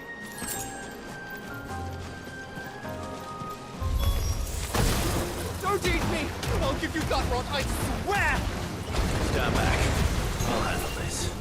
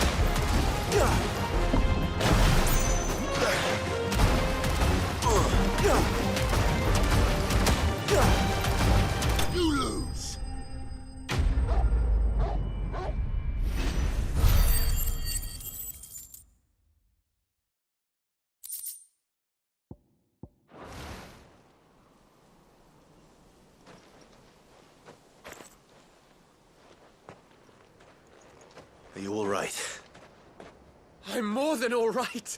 I'm saved! Oh, I could kiss you! Maybe you should introduce yourself first. Hervey! I knew it was you. What are you doing here? I came to see you. Oh, my little canary, it's been so long. Thank you for saving him and sparing him. Who is he? Hervey, one of many clients from my employment beyond the wall. One of many clients? We spoke every night of our plans together. Whispered songs of love into each other's ears. And then you upped and vanished without so much as a word. I left you a note, didn't I? I told you I was sorry, but that we could never be together. That I could never abandon my family. And I told you not to look for me. How did you even find this place, anyway? The flame of your love was as a beacon in the night that guided me to you. Hervey.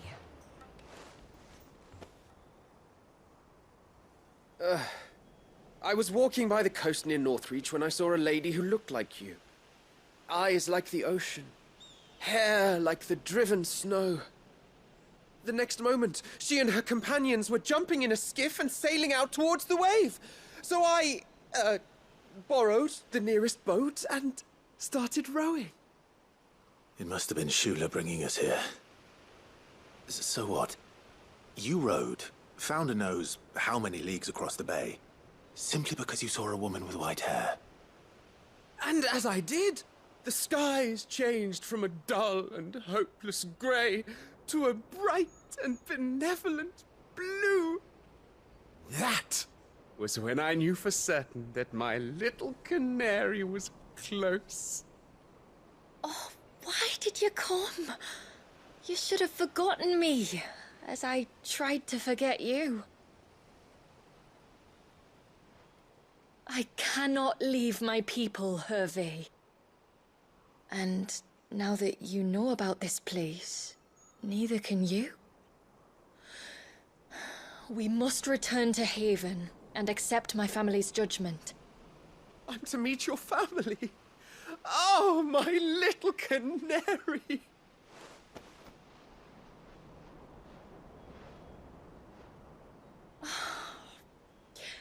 Please, come and see me later. You did as I asked, and you must be rewarded for it. But first, follow me, Hervey. To the end of the world and beyond.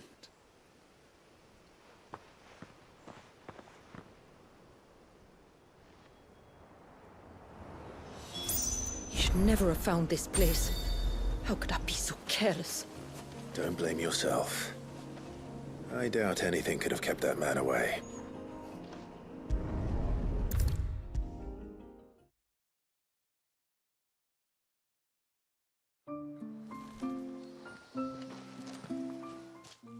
Forgive me.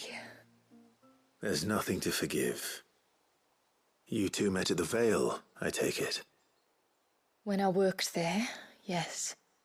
To earn the coin that my people need to survive. Though Mysidia is our sanctuary, there are certain necessities that it cannot provide. And for that reason, some of us seek employment beyond the wall. Yet few are the opportunities for followers of a strange faith in a strange land. And so you supported your family as best you could? I did.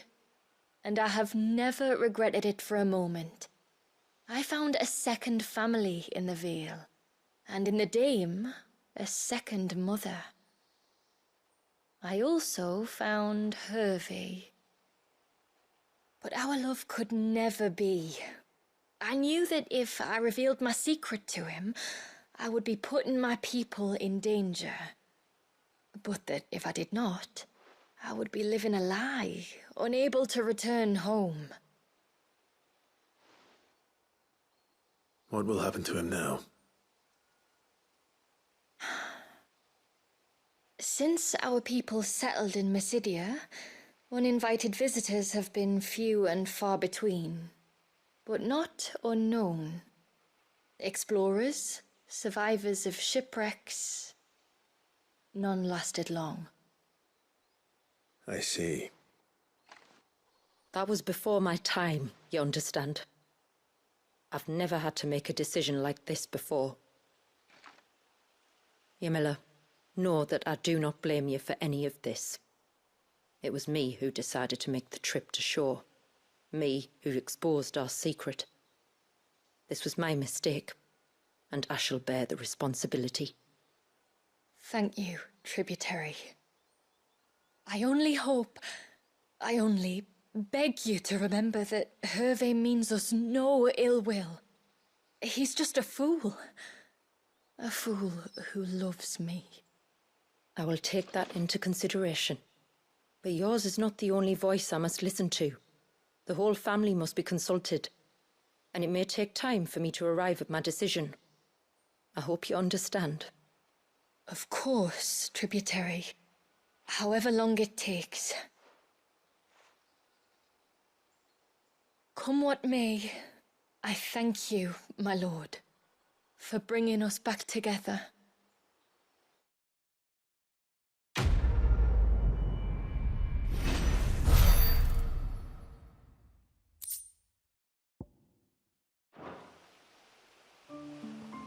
I left Hervé because I couldn't turn my back on my family. And now his life hangs in the balance. I don't care what happens to me.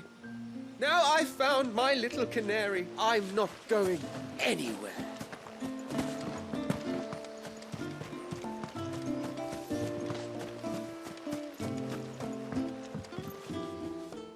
Thanks for bringing me daughter back. I don't grudge her looking for adventure, but she's got to pull her weight like the rest of us. Anyway, now we've got the inventory done, I can attend to my own tasks, like seeing to our visitors' needs. So, was the route you wanted? I will have to charge you. Well, if you're sure you need it. May it serve you well. Here you are. May it serve you well. Well, if you're sure you need it.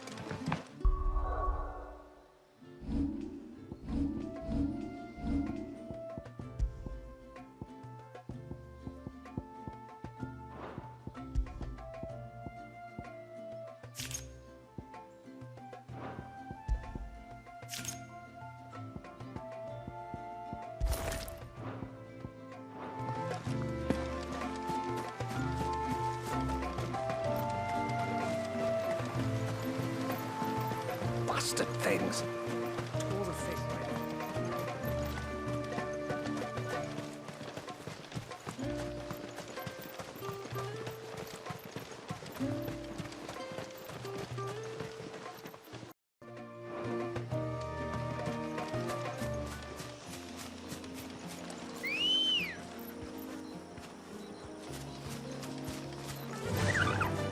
Faster!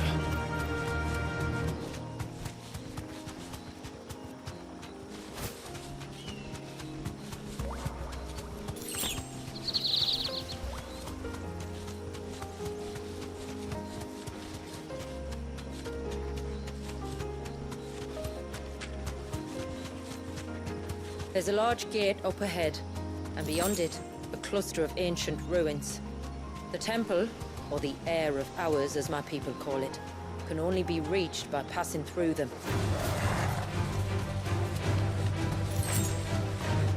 The forest is crawling with life, most of it hungry, which is why we make sure this gate stays shut. And why you carry that impressive-looking axe, I presume? Noticed her, have you?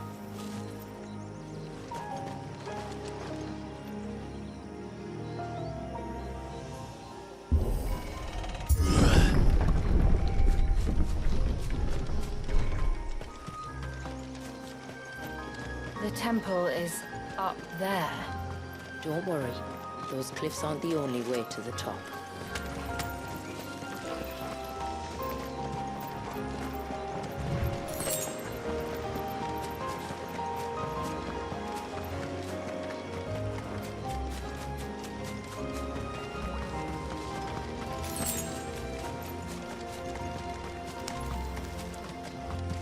Are these the ruins? Yes. As far as we can tell, they're part of the same complex as the temple itself. To think of all the people who must once have lived here.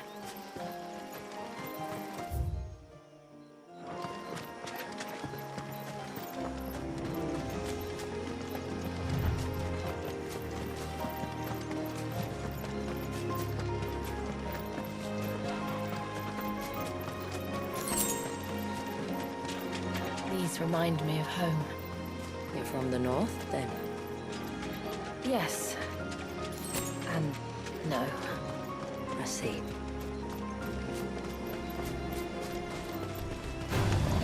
No mistakes.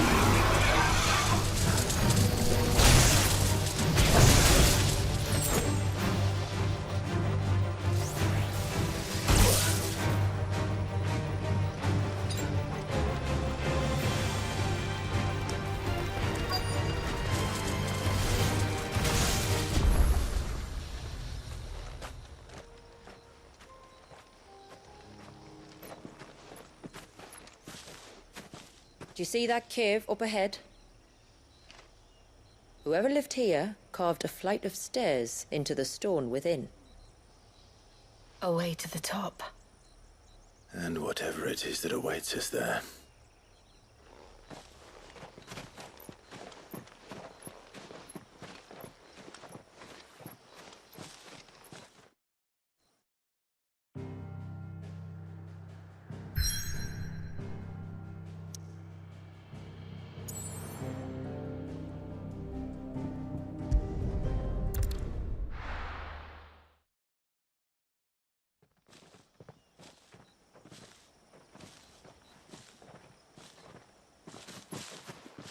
There. The temple the time forgot.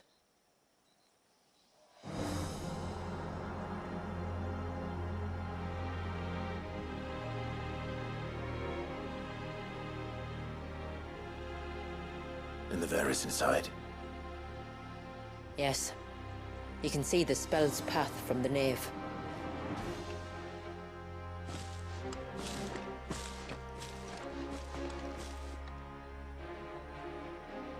What is it?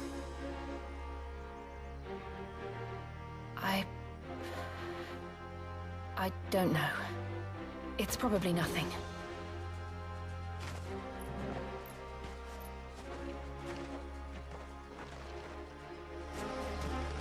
Forgive me, but why build the Vare here? The spell was originally meant to be cast on Drake's Eye, and this was the only place with an unbroken line of sight. The Tonberries like to think these ruins are their own. They look none too pleased to see us.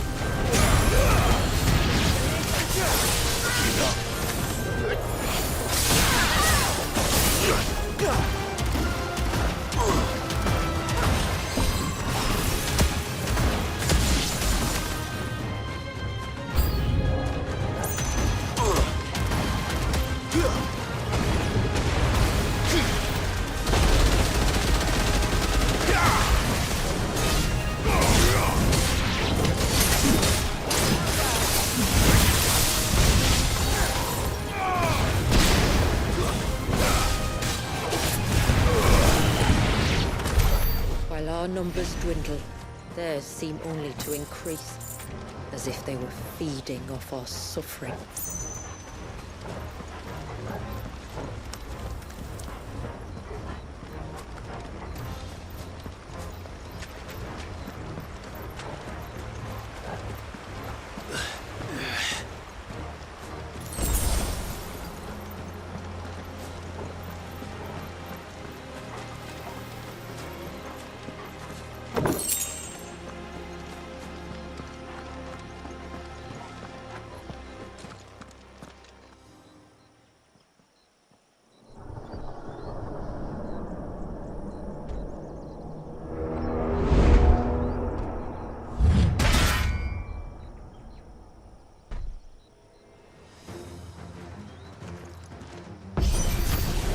Could this be their leader? You're more than welcome to ask.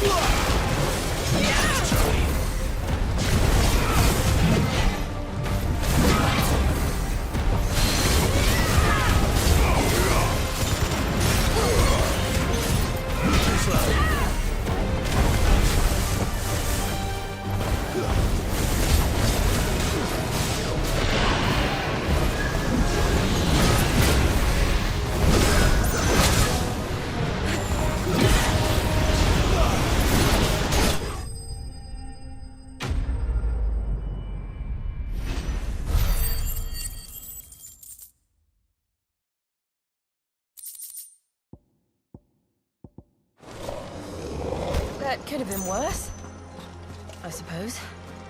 Aye, well, if the forest's taught me anything, it's that there's always something worse.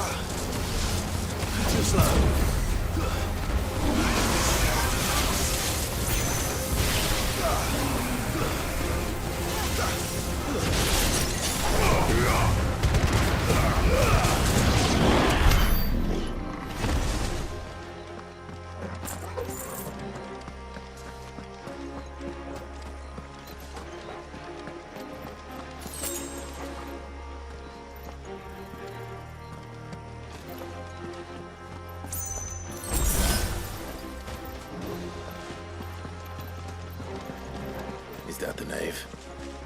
Just inside the dome, yes. But it's what's out here that worries me.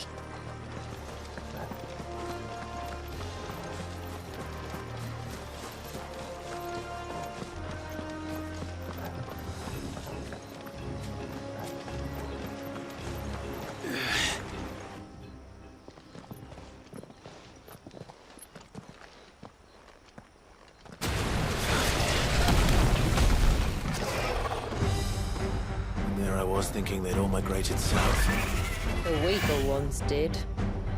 The weaker ones. Did you hear that, Sid?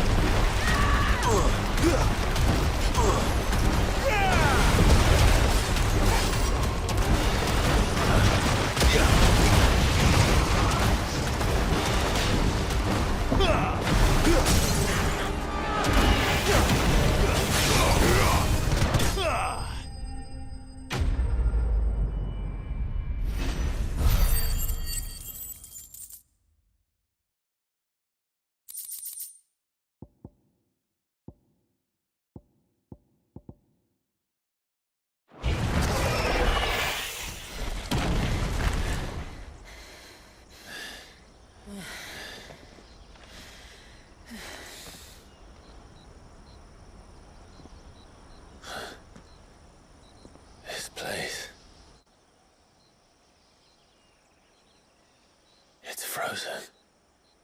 Just like the surge.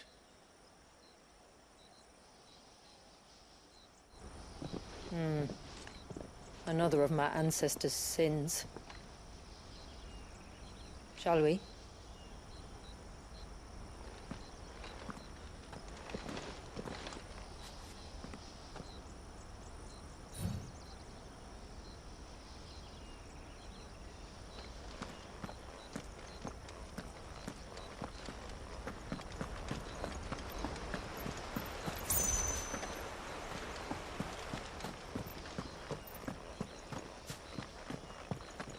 blue veil shows the extent of the spell's reach.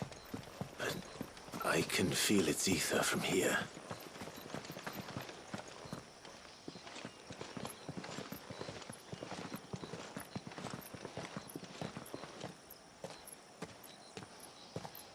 Shula, wait.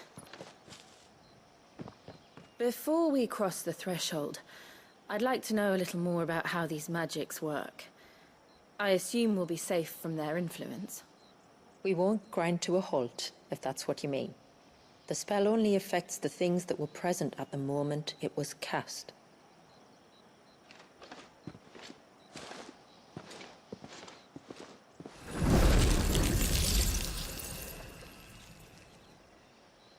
You see?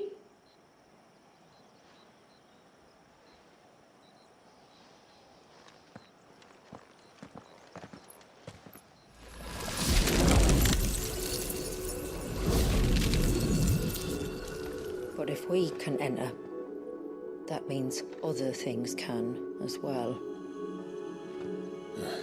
Like the ones we saw on the way here. And worse, probably.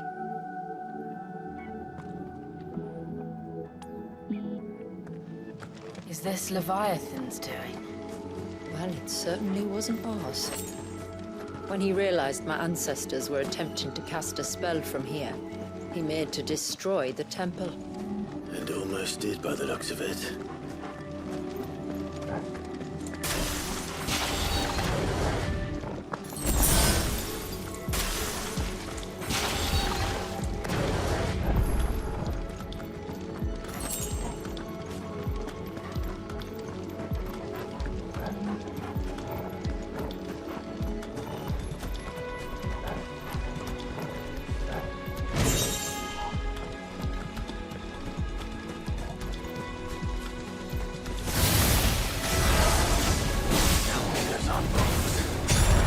Good. They are. Then why is it so cold in here?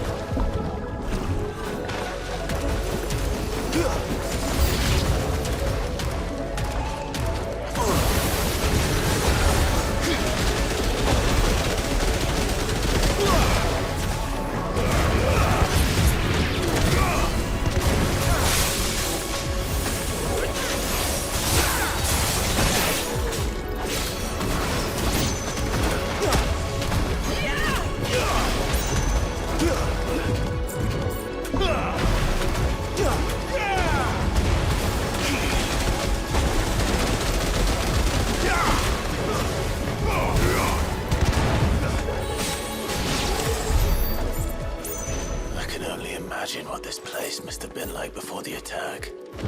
This would have been a hall of worship. There was something similar in my father's keep. The priests would deliver their sermons from the dais. Your father?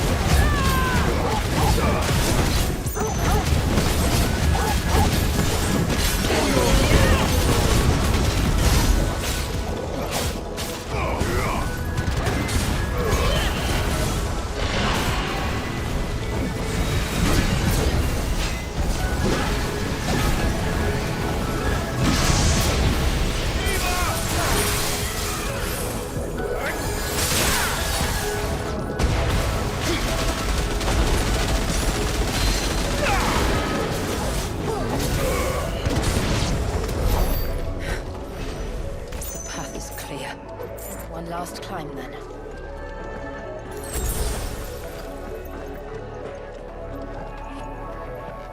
The fair.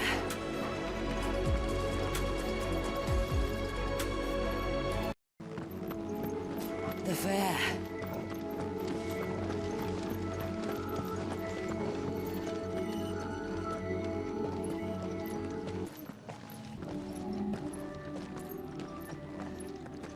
By the Founder.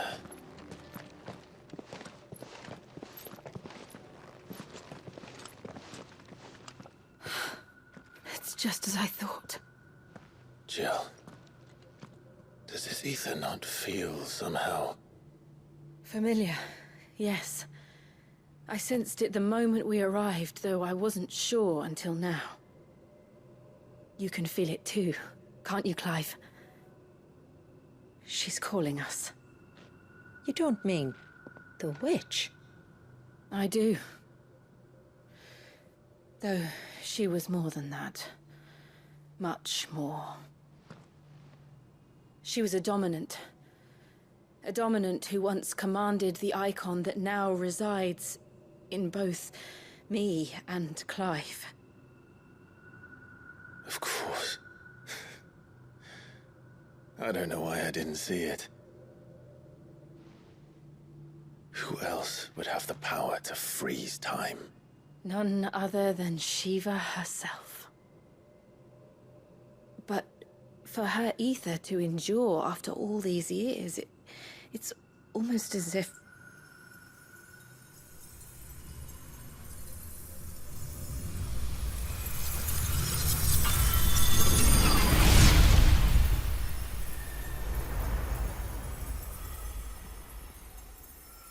As if she shared it with another, just as Torgal shared in my ice.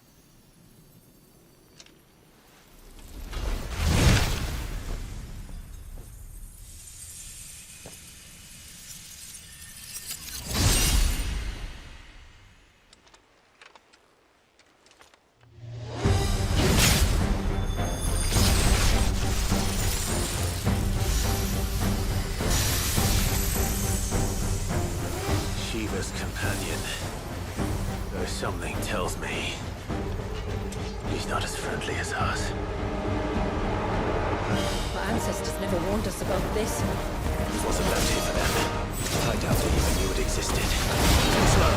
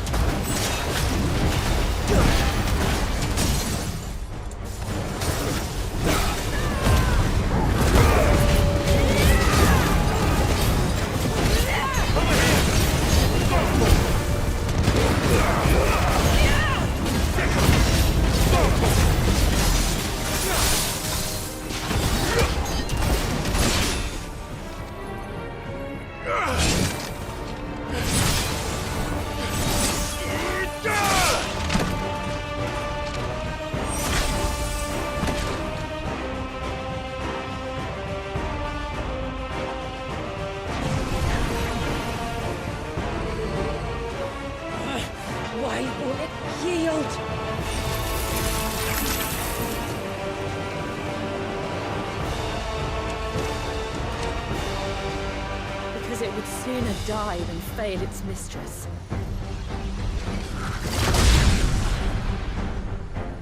Then it leaves us no choice.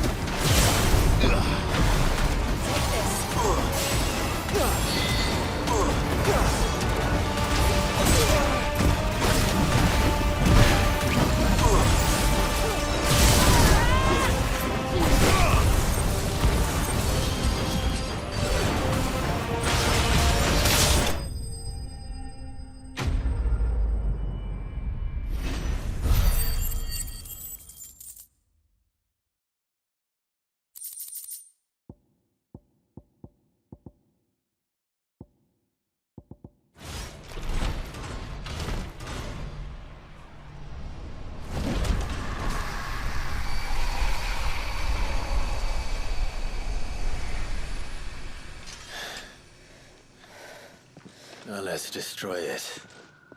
And put an end to this. Wait. The spell must be weakened, not undone. Isn't that what we came here for? Did you ever stop to wonder what might happen to the tidal surge if I unraveled the whole spell at once? I didn't think so. This is going to require a bit more finesse. From wind and light, water and earth, let the silent palm of mine ice.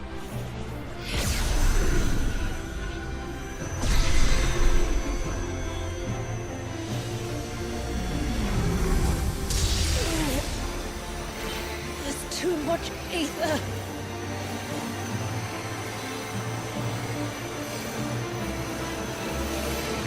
Here. Let me help. Let us help.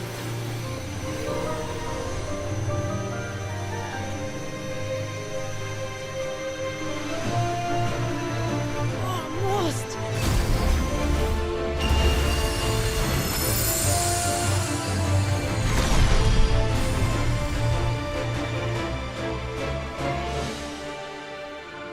Did it work?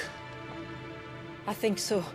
The thread connecting this place to the child should be broken. Meaning Walyas should finally be...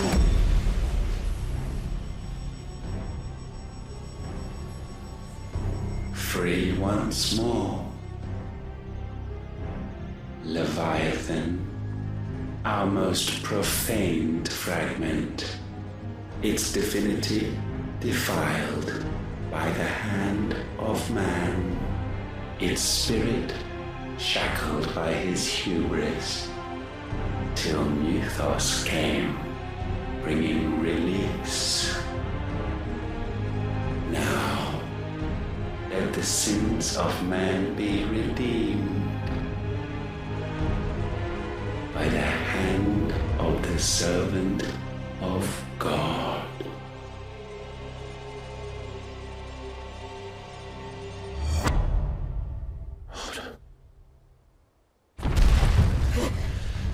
Damn it.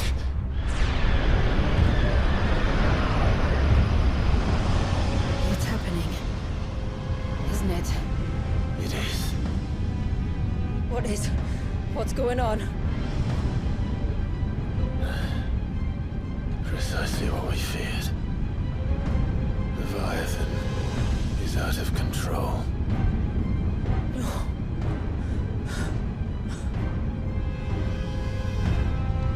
Don't despair. This isn't over yet. You should head back to the village and get everyone to higher ground. As for the rest,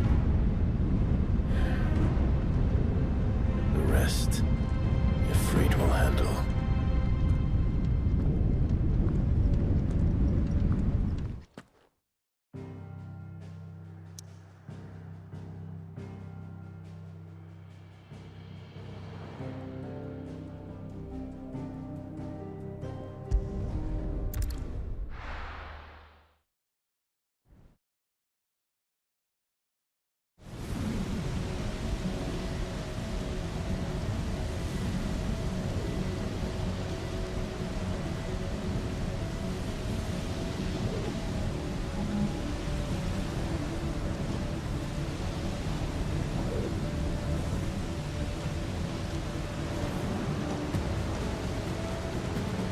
After 80 years of imprisonment, I'd be angry too.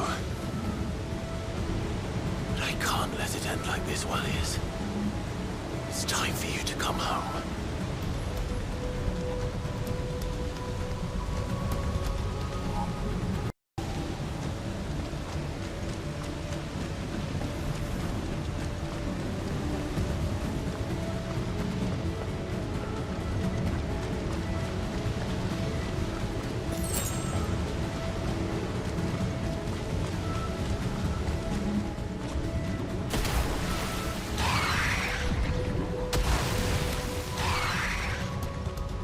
evil playthings.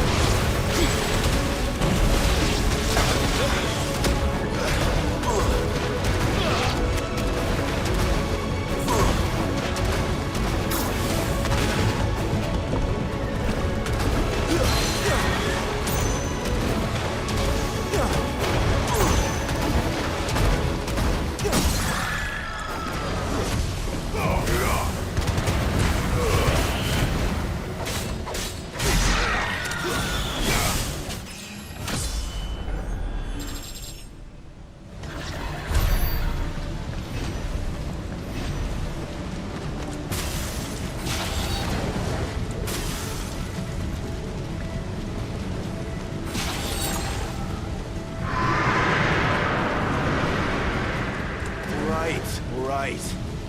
I heard you the first time.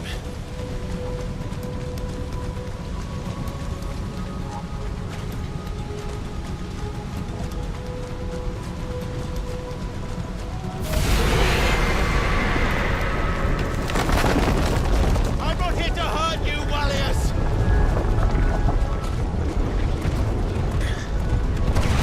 Fuck. That was too close.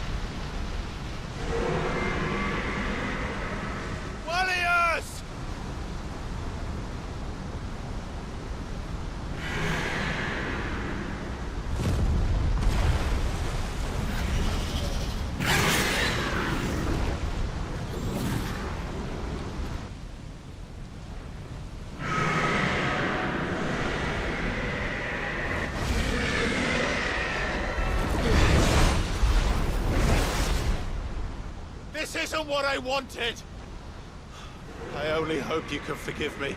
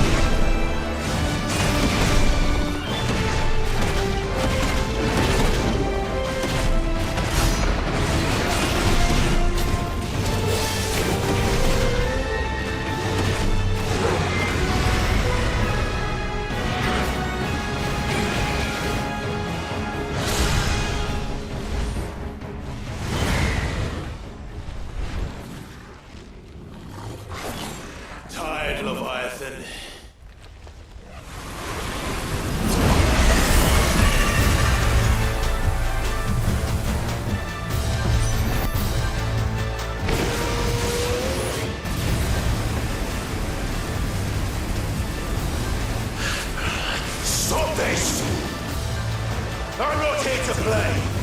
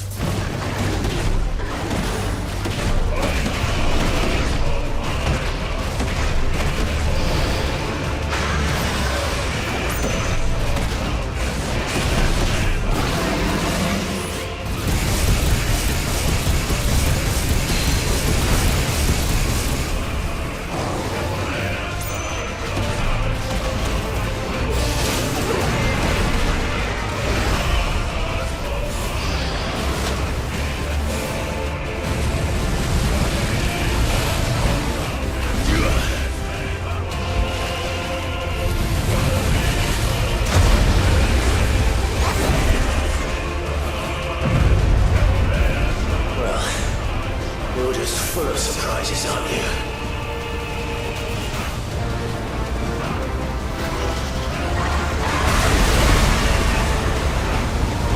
Garuda will be proud.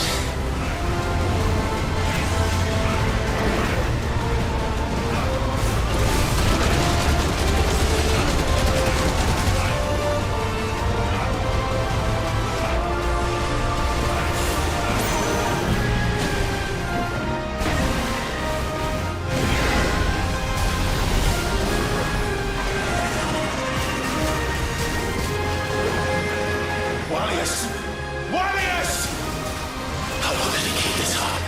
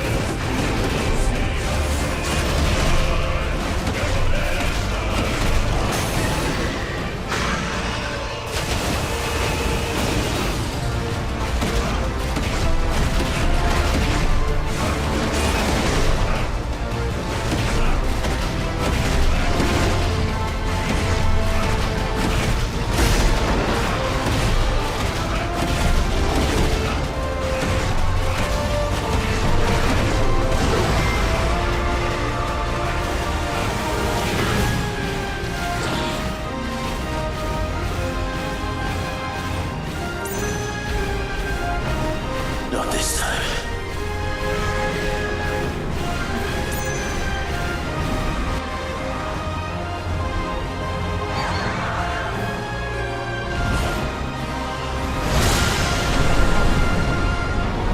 If that's what you want.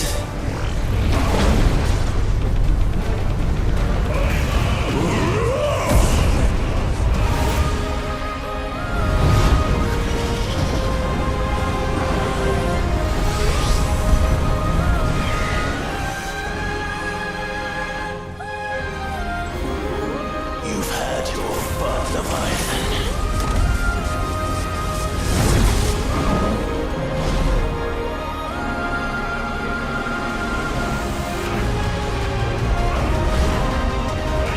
It's time you went back to sleep!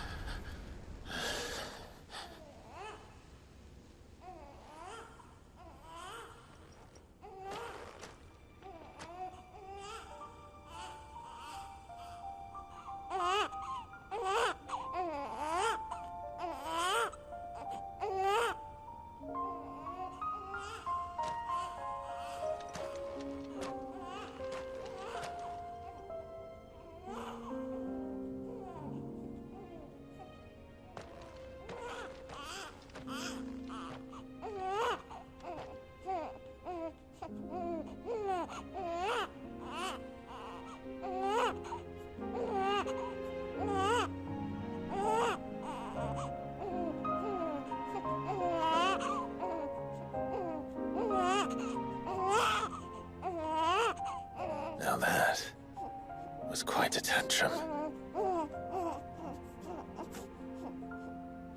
Clive! Where is he?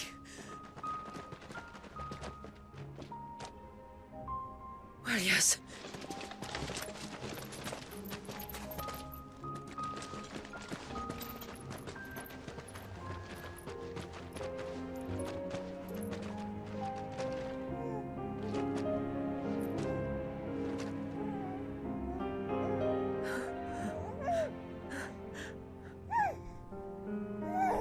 He's adorable. He is now. But did you see him a few moments ago? Clive, I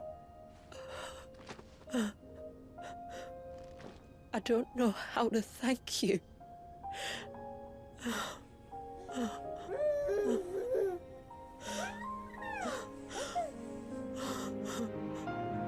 It's all right.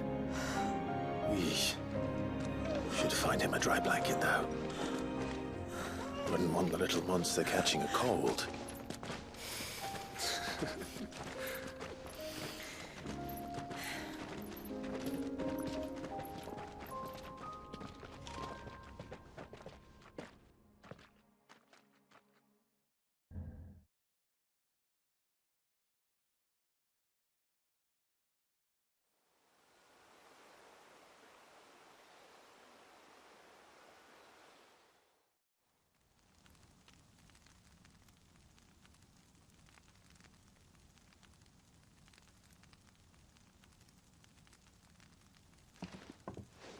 There. He's finally asleep. The poor thing had a long day. That makes two of us. So, what happens now? Now? Now, we make things right. How? By providing Walyas what he was denied. A place to learn and grow. A family to love and protect him. So that one day, when the wounds in his heart and mind have finally healed, he might decide for himself how he'd like to live the rest of his life. But until then, I'll stay by his side, come what may. Then he's a lucky boy. And not only because he'll have the best warrior this side of the belt to teach him the battle axe. She'll do her best. Shula.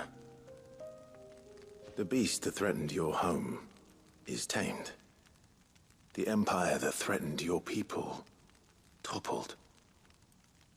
Might it not be time to cast off your ancestors' glamour and retake your place in the Twins?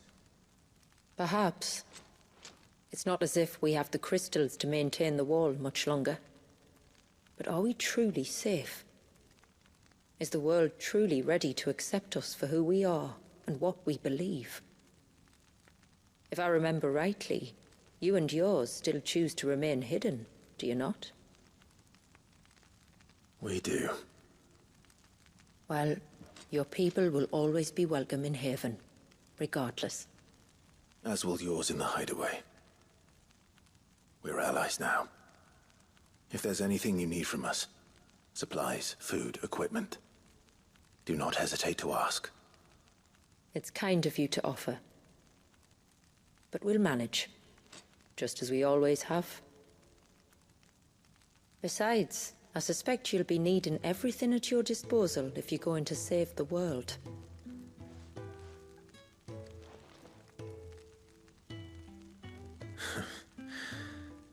I fear much of it is past saving. The best we can do is strive to turn what's left into a world where we can all live as equals. A noble endeavor. And there'll be a place in this world for us, will there? For Walyas? For everyone. I swear it. Then we shall be waiting. Until the tides bear you back to shore.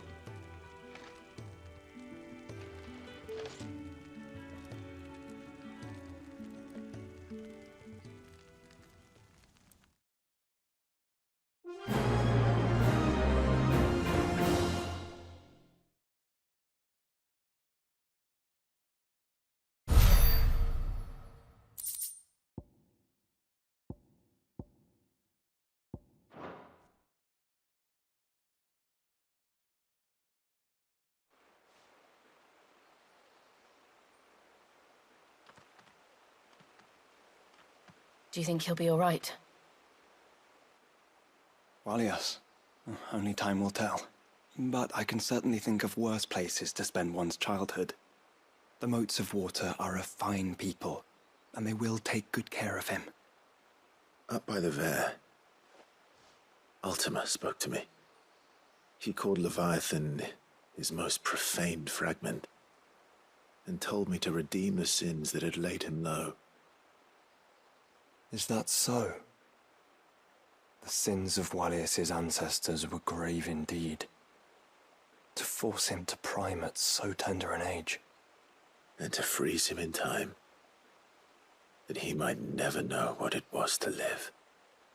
Yet I doubt either of those crimes was the source of Ultima's displeasure.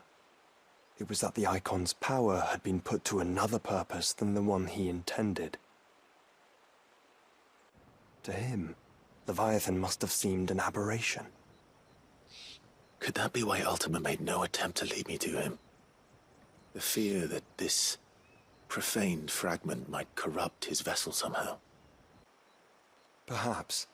Or perhaps he simply deemed Leviathan surplus to requirements.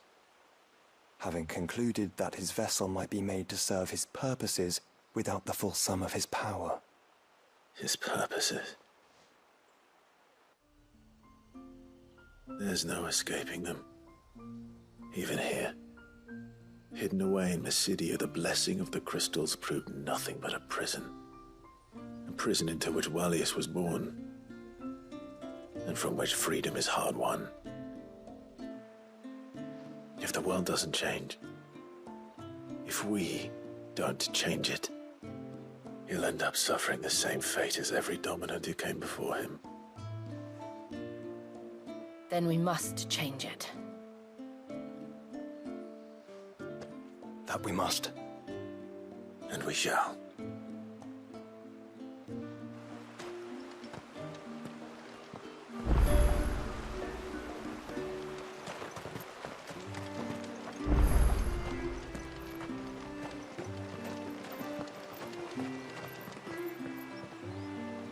I have news! I think I might have found a way to break Talor's curse. Go on. Well, after listening to the village elders and scouring every likely-looking tome in the library, I learned that not all Tombries are the same little green menaces we know and loathe. Apparently, a chosen few live to incredible ages and grow to many times the size of their counterparts. The folktales hold that it's the very eldest of these, the Tombury kings, who weave the curses, and that their magics bind their victims to them, that they might continue to feed on their pain. So if we slay the one that cast the curse, the feeding will cease. But that was my thinking, yes. Though I doubt it'll be easy. These kings are not just bigger, they're stronger too. And if the tales are true, their followers will defend them to the death. It is a perilous proposition, in short.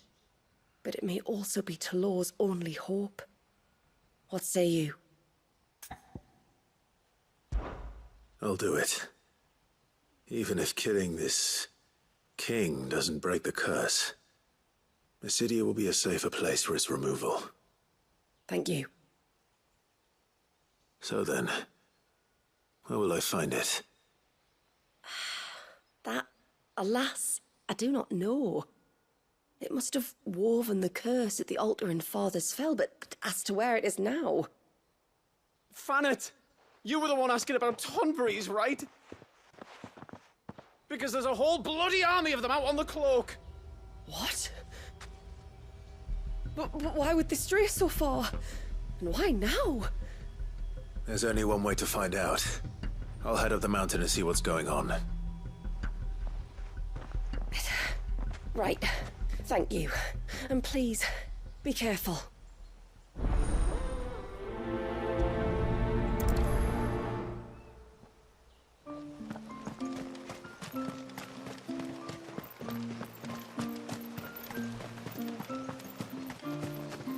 Praise be to the heavens.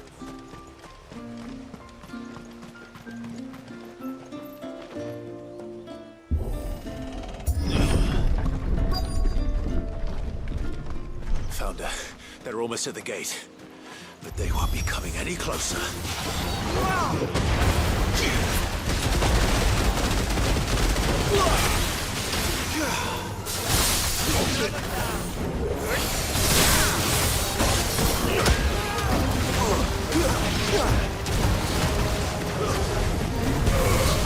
Farewell.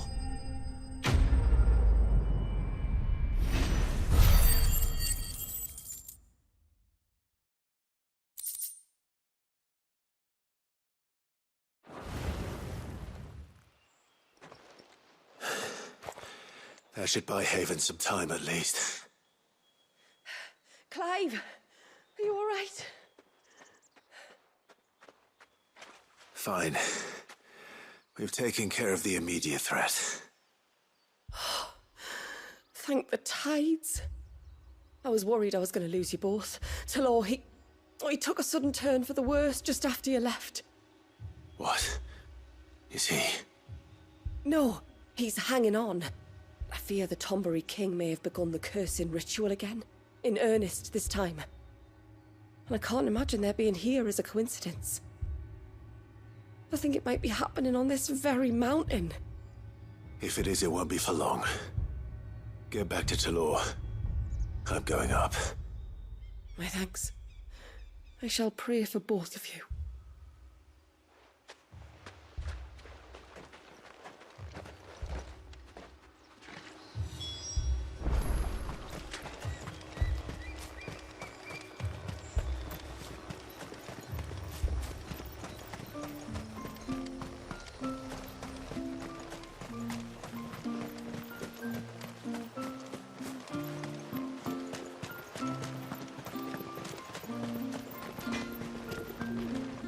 Reckon my steel's just as good as any. There.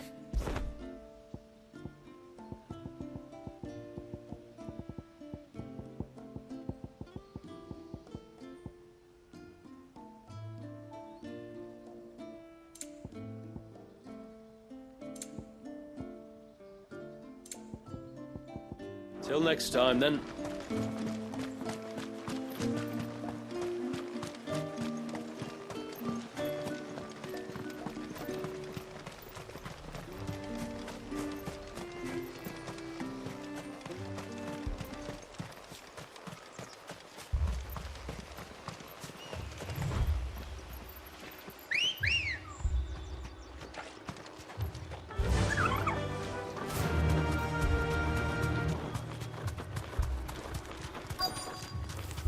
More of them. Come on, then. I crave an audience with your king.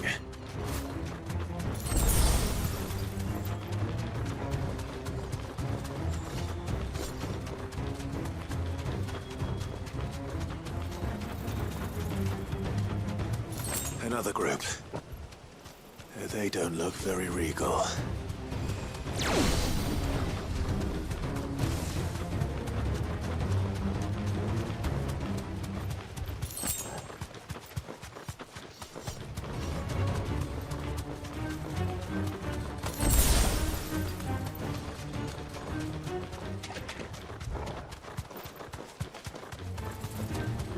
Still no sign of the king. Could Fanad have been wrong?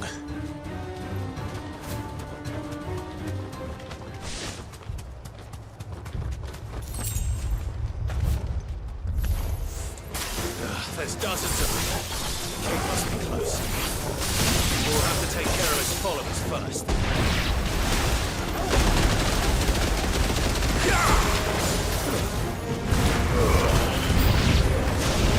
That's a lot of Tombrays.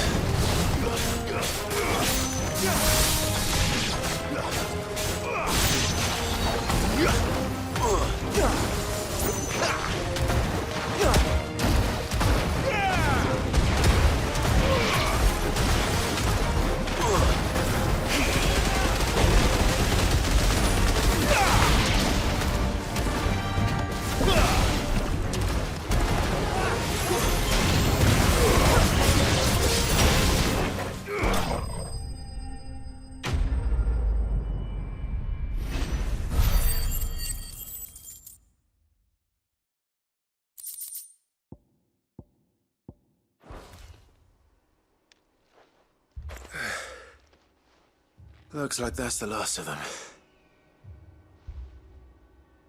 Out here, anyway. But beastmen do like dark places.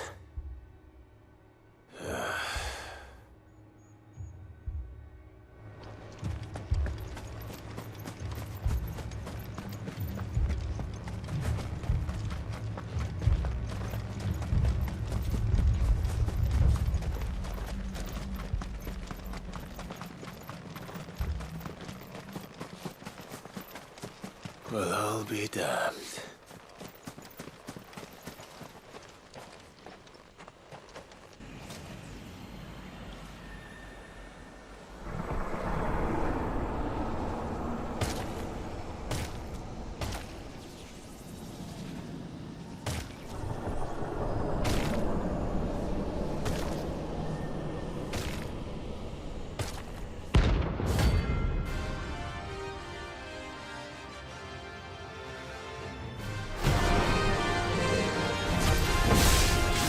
Has a crown.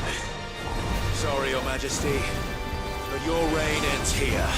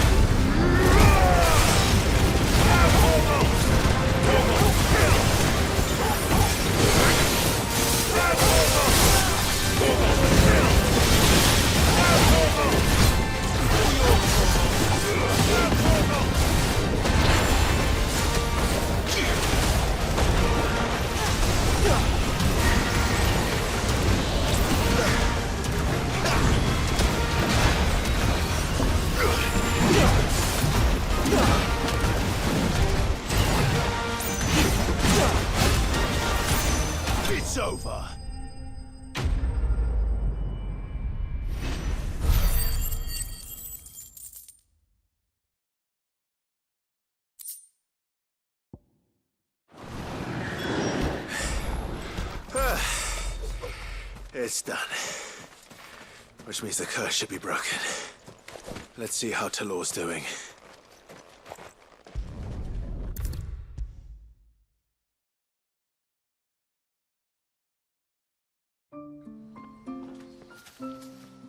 Clive! Is it done then? It is. I was going to ask if there had been any change in Talor's condition, but judging by that smile on your face, I think I already know the answer. You do? Talor! He's back!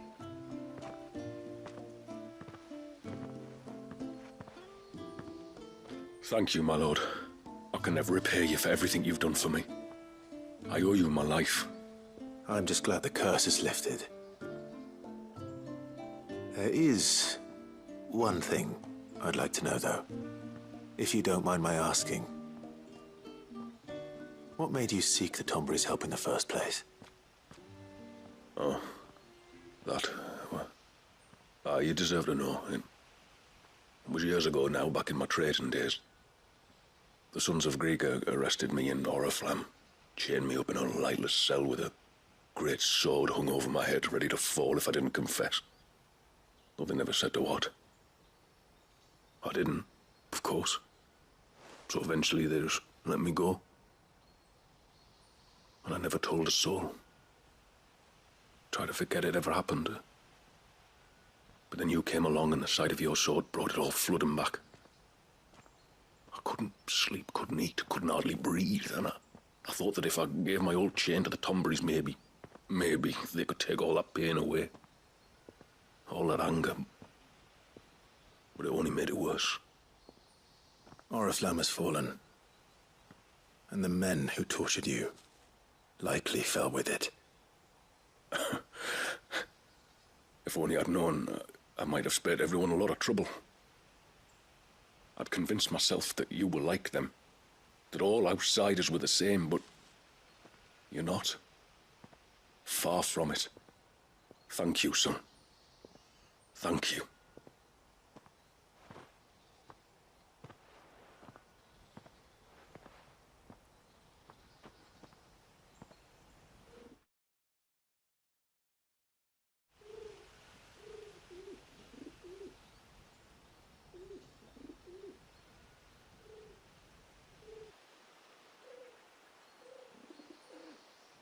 Clive, there's something I need to tell you. After we parted ways on the path to the cloak, I went straight back to Talor and explained to him what you were doing on his behalf. And just like that, his pain began to fade. What do you mean? Just like that? The Tombury King would have still been alive. I had to contend with dozens of his minions before I found him. Then perhaps one of them warned him of your coming and he broke off his ritual. Or perhaps knowing that an outsider was fighting for him was what lifted the weight from Talor's heart. I know from experience that many illnesses are not wholly physical, but of the spirit, at least in part. Was there ever really a curse then? Or was Talor simply suffering from the pain of his memories? And the guilt of what he'd done? For all the difference it makes. I suppose we'll never know. Maybe not. But this much I do know. It was your strength and your selflessness that healed his heart in the end. I'll be sure to tell my healer friend when I get home.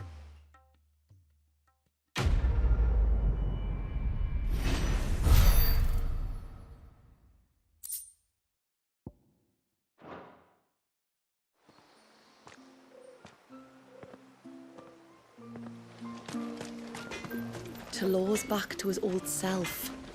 No trace of his pain remains. And it's all thanks to you. You saved my life, son.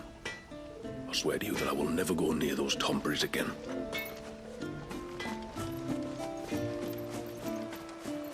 Hey, mister! Over here!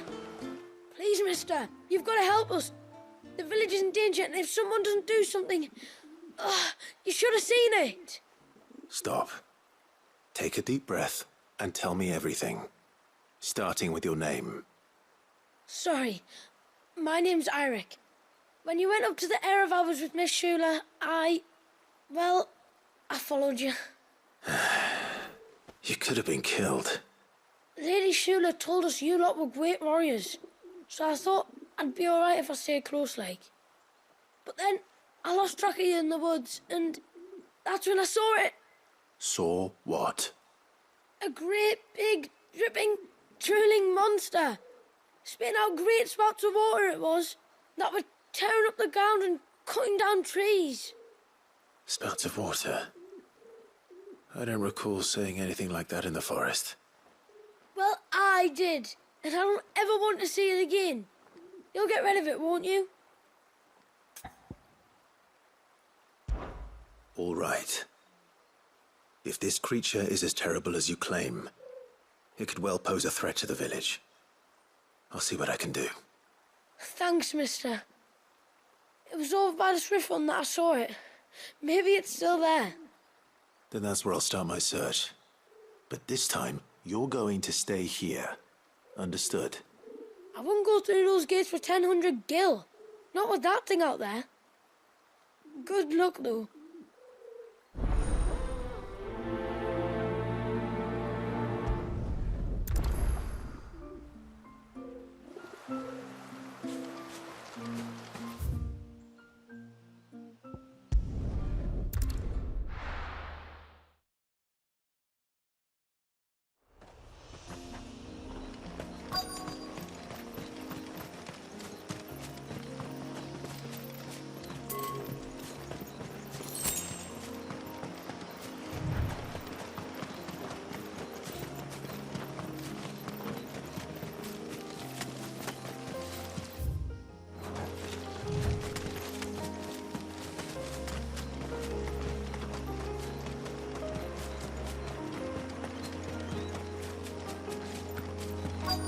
Is that the hunter?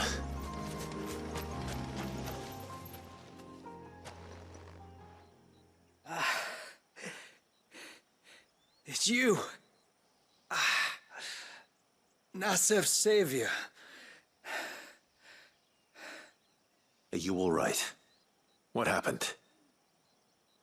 I was tracking an ibex when a great spout of water struck me square in the back. Sent me flying all the way across the clearing. Did you see what made it? No. All I heard was a noise. An ear-splitting din.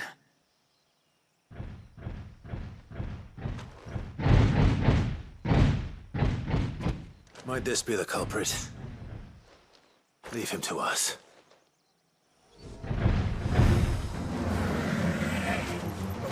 You've caused enough trouble.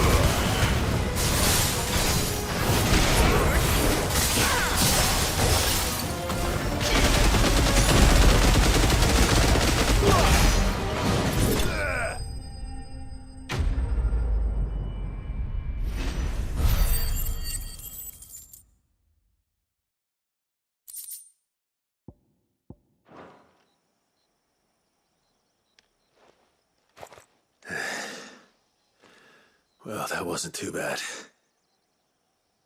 Hardly a threat to the village, but you can't blame the boy for being scared.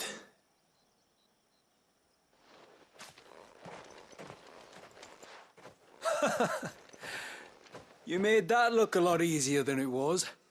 Do you think that was the beast which attacked you? That thing? Not a chance. Would have heard it coming a league away. And the blast of water that hit me was beyond anything an Archelon can manage. Oh.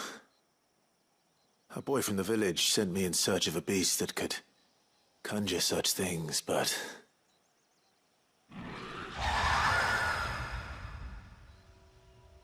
That's it. That's the noise I heard. Sounded like it came from the ruins. I'll go. You head back to Haven and see a healer.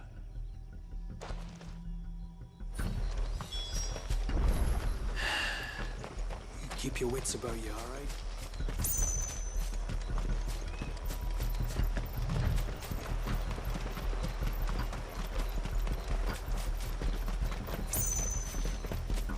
Careful.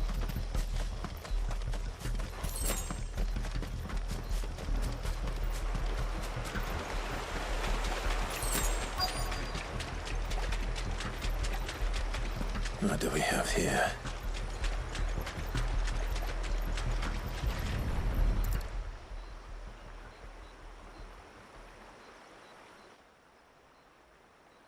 Found her. Something's been busy. Whatever this creature is, it's out for blood.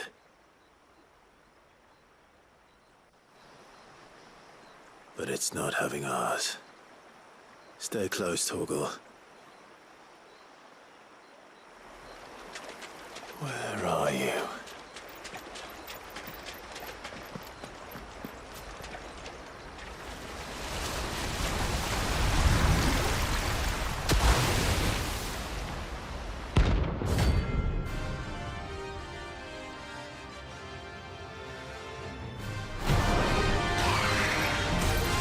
Another fragment of Wale's rage.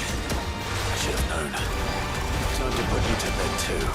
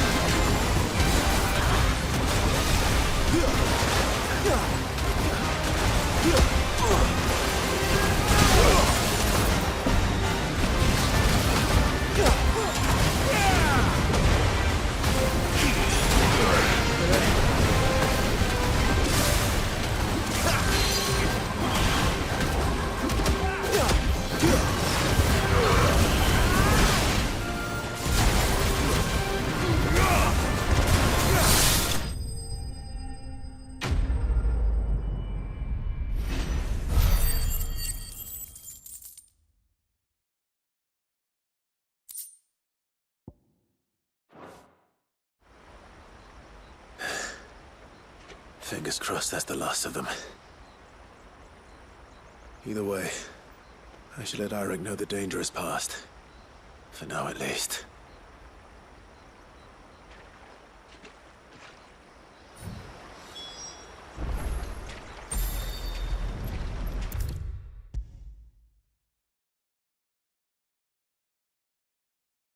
How many times do we have to tell you? You're not to go out. You're back. So? Did you find the fiend that attacked me and young Eirik here? I did.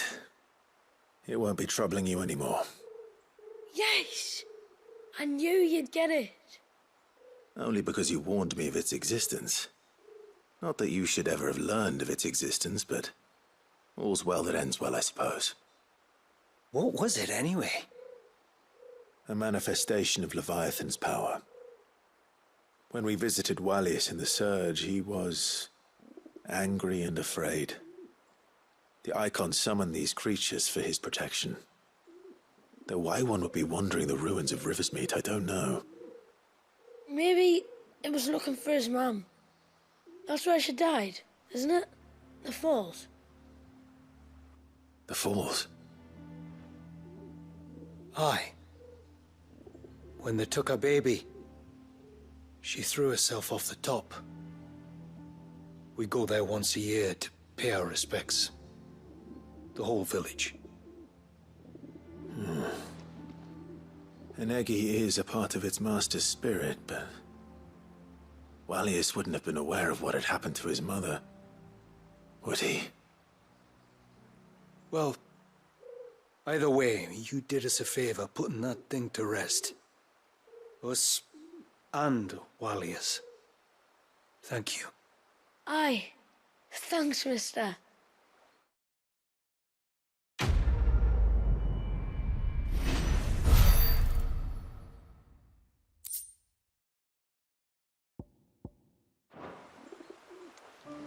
It was supposed to be me catching the beasts of the forest unawares, not the other way around. Just goes to show. You can never let your guard down. When I grow up, I want to be a mighty warrior like you. I'm gonna train with the sword again. So sorry for all the trouble. It is good to have him back.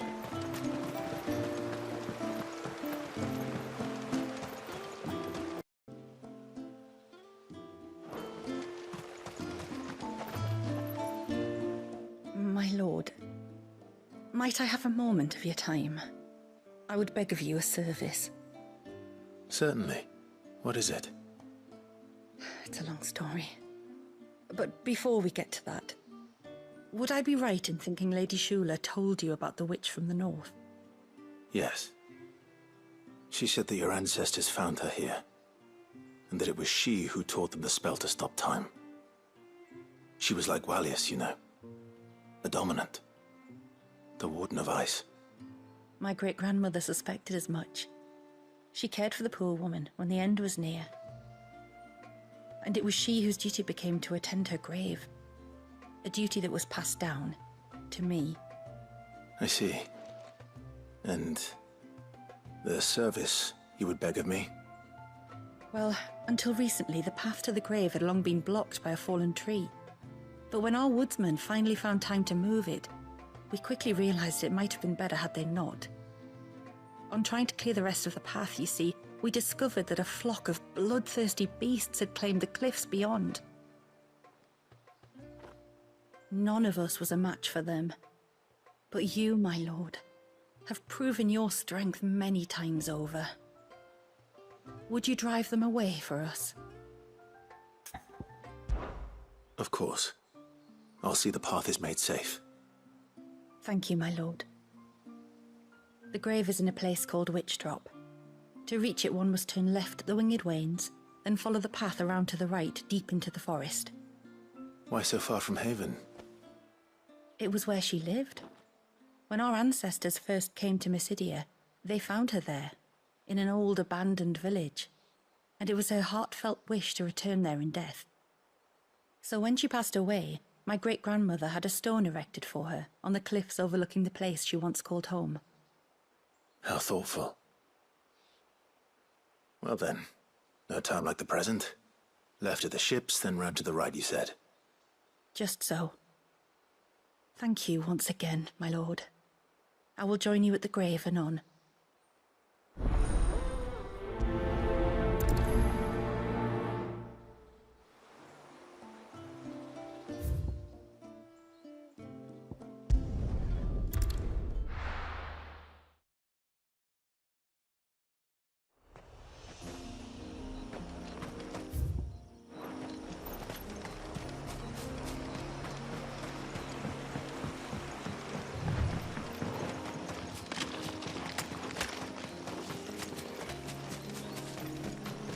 This should be the path to Witch Drop. Hungry, Toggle.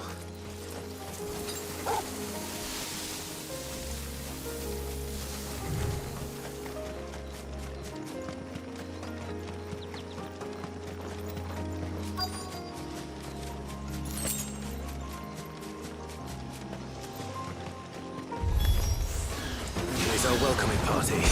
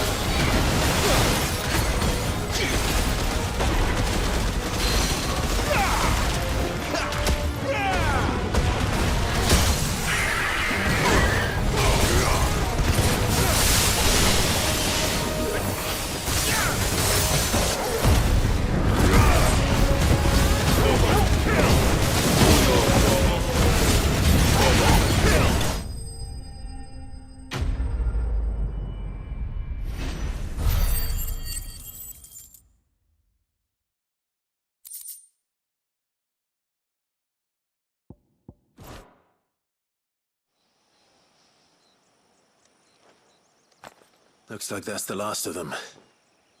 Now, where's the grave?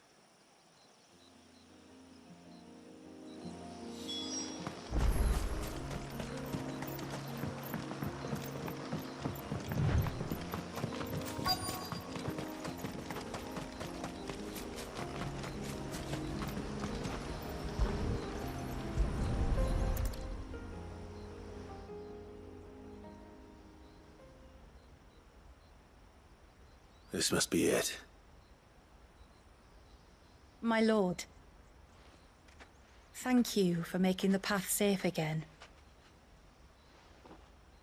Ise.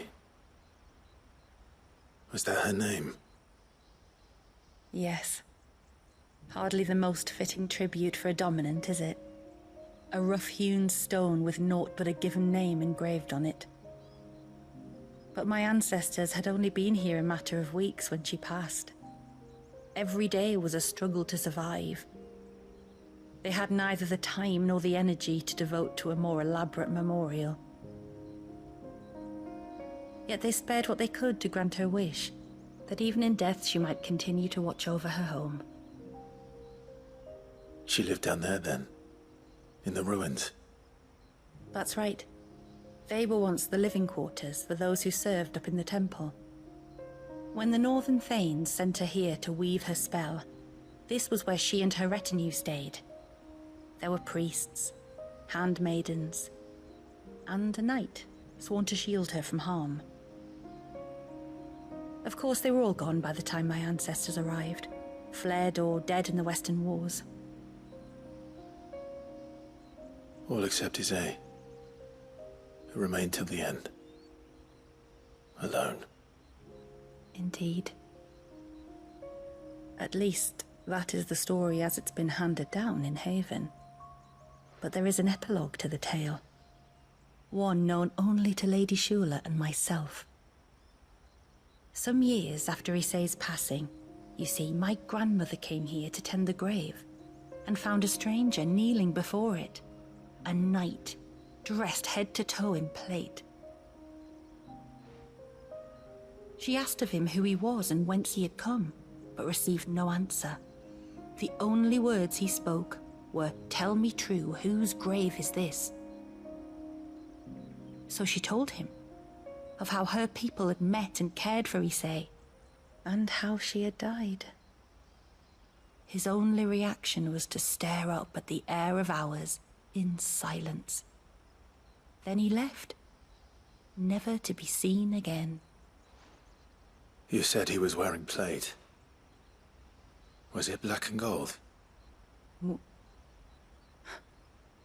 you know something of him? When we went up to the Air of Hours to unravel the spell, we were set upon by a shade in the shape of a knight in full plate.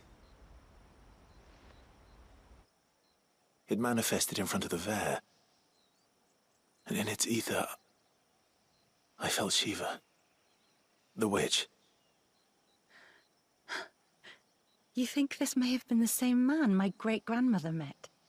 Ise's knight? I don't know. Maybe. All I can say for sure is it was intent on protecting her creation. Or perhaps her spirit. What remained of her ether, preserved in the Vare. Perhaps his spirit too became enraveled in her spell, frozen in an eternal vigil. Till we ended it. If the shade you fought was Ise's knight, then ending it was the greatest gift you could have given him. Now he can return to the sea, to be with his lady once more. And if his spirit should ever return here to visit her grave, I shall ask his name, that I might carve it in the stone next to hers. That they might be together. Once and for all.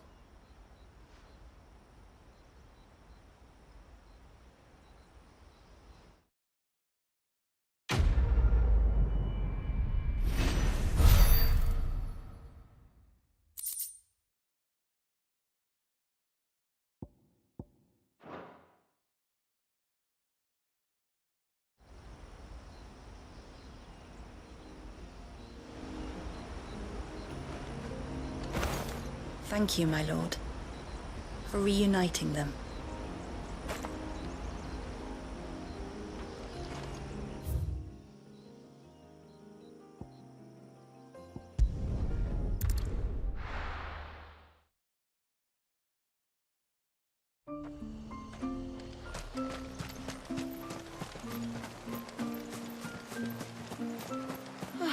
It looks like most of the elders.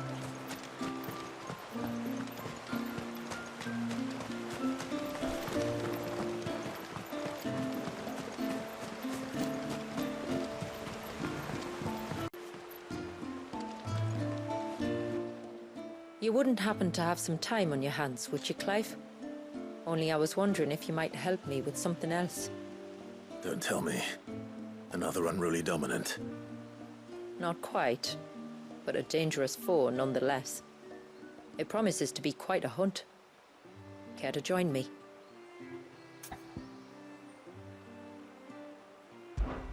All right. Tell me about our quarry.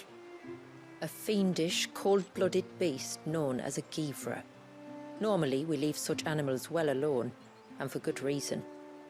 But I have an even better reason to want its tongue. Its tongue? If you'll permit me, tributary, I can explain. Certainly, Yamila. It's been over a week since me sister gave birth to her first child, yet she still isn't back on her feet. We've tried everything to restore her spirits. Physics and nostrums, the laying on of hands and of leeches, but all to no avail. The healers tell me there's only one hope left. A broth as potent as its ingredients are perilous to procure. It isn't only Yamila's sister who stands to benefit from this, by the way. There's her baby to think of. And Walias, too. She'd agreed to be his wet nurse, you see. I'd be glad to help. Thank you. Our hunters have no shortage of skill, but this task calls for more than that. And it won't be achieved through weight of numbers either. The Givra is as wary a foe as it is a deadly one. 2 hunters might catch it unawares, but any more than that, and it would pick up our scent a league away. Then it is decided. The 2 of you will go, while Jill and I occupy ourselves here. Perhaps we might help prepare the broth. That would be most kind of you. Come then, Clive. The river of time flows fast, and so must we. There's a Givra that has claimed the ruins at the foot of the mountain as its hunting ground. But as I say, they are wary creatures. We'll need suitable bait to draw it out. The flesh of a forest ibex should suffice. To the forest, then.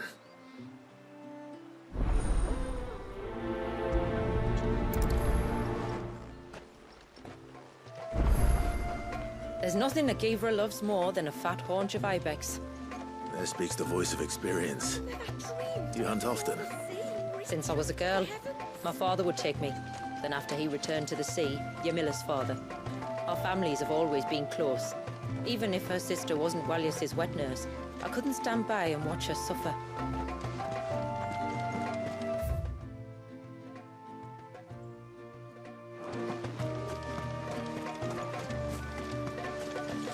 A storm for the ages, that was.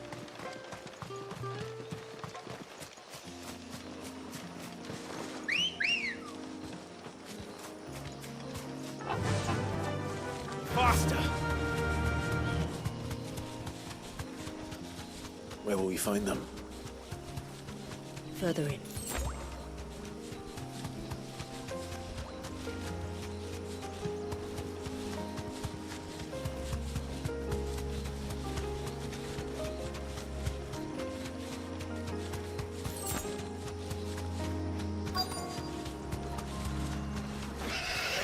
These will do nicely. You deserve a rest.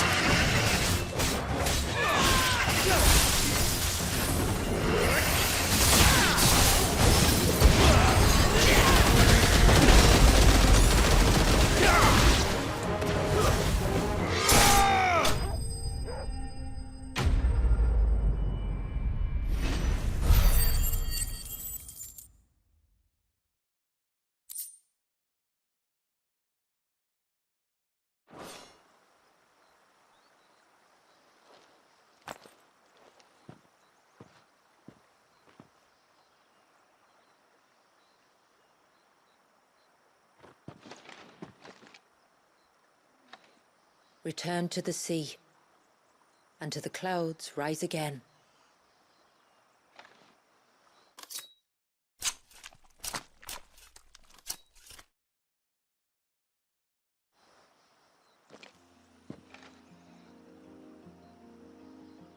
We have our bait then. What next?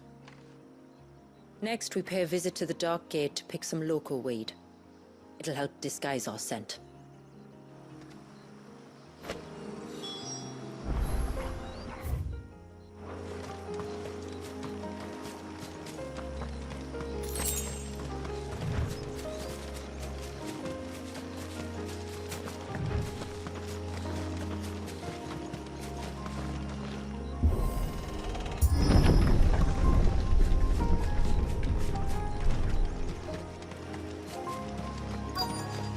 There should be a sprig or two of local weed growing somewhere around here.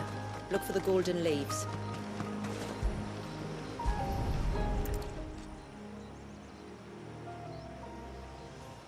Is this it? Aye, that's the stuff. Crush the leaves between your fingertips and rub them on your clothes. If you insist.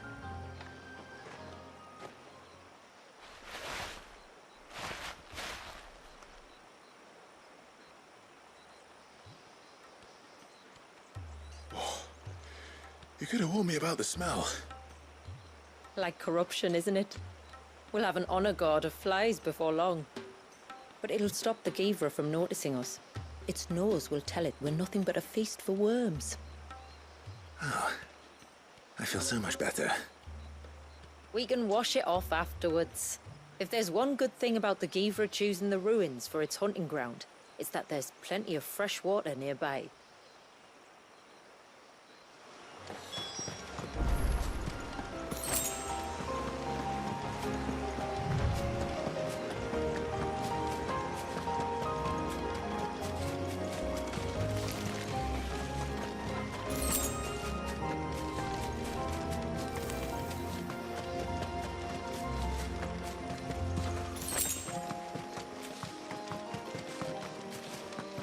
Where should we lay the bait?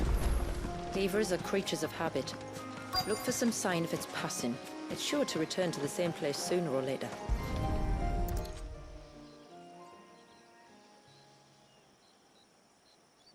Marking its territory. Something was. A curl, maybe.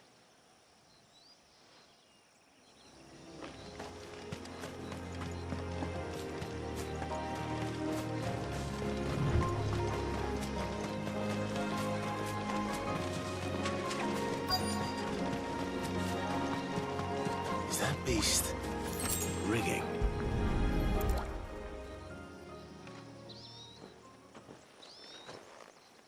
Tracks. But I assume they're too small to belong to a Givra. You're right. They're barely big enough to belong to a Givra's breakfast.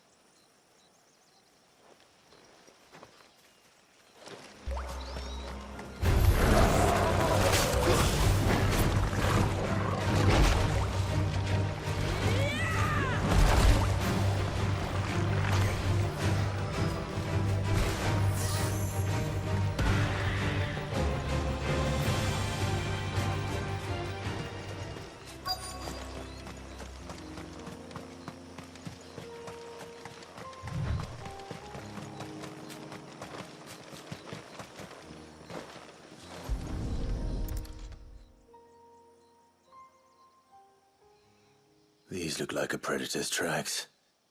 You can clearly make out the claws. But not just any claws. These belong to a Givra. There's no mistaking them. We'll lay the bait here. Let's hope our friend is hungry.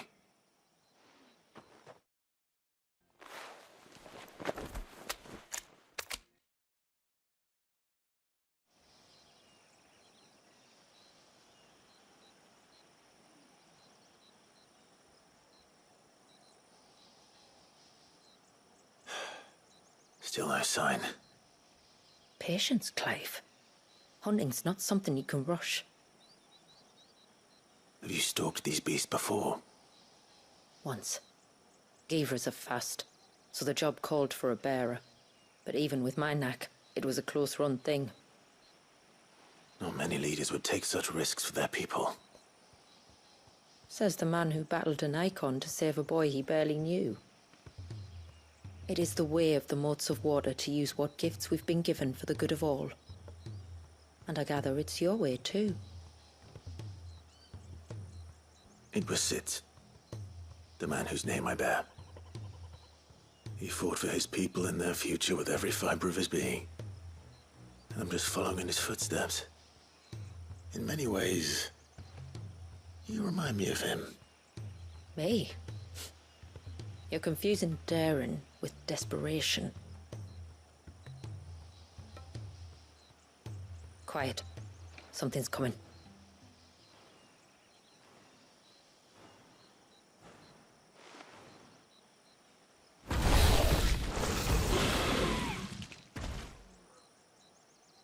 Our guest has finally arrived. Shall we greet him? It'd be rude not to.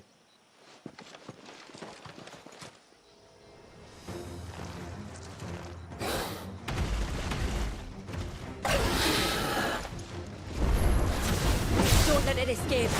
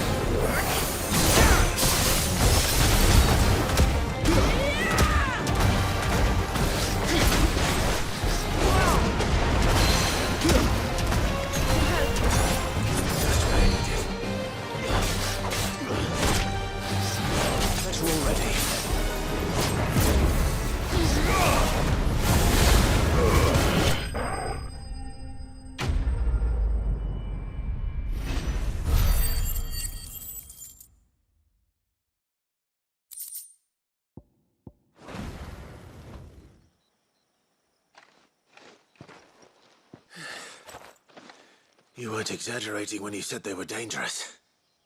They're forces of nature, all right. And with this one's passing, the river of life has calmed.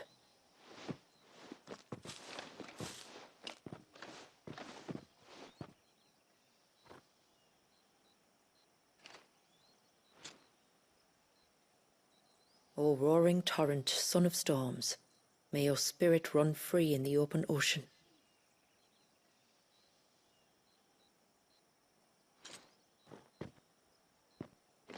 This flesh I claim, that your gifts might rain down upon us this day, and our river flow in spate once more.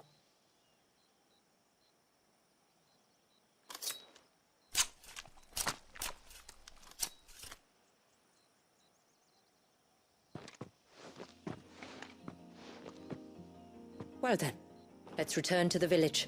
We must get this tongue to Ymilla before it spoils.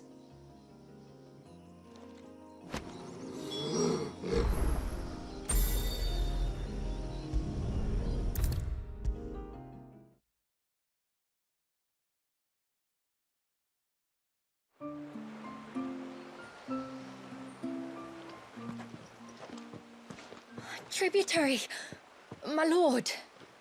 Did all proceed as planned? It did. Here. One Geaver tongue, as promised.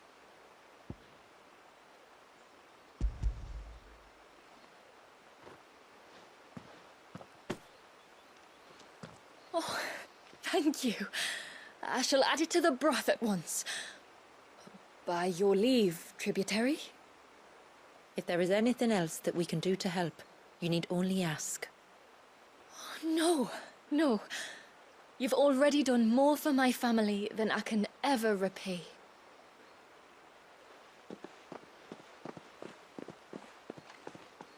Just as you have, Clive, for my family.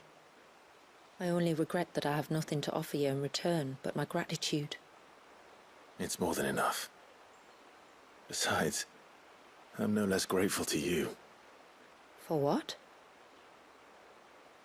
For welcoming my friends and I into your midst. For showing us how your people live. For reminding me that the world we strive to create, where bearers can live alongside their fellow men in peace and comfort, is no mere fantasy. I'd hardly call it comfort.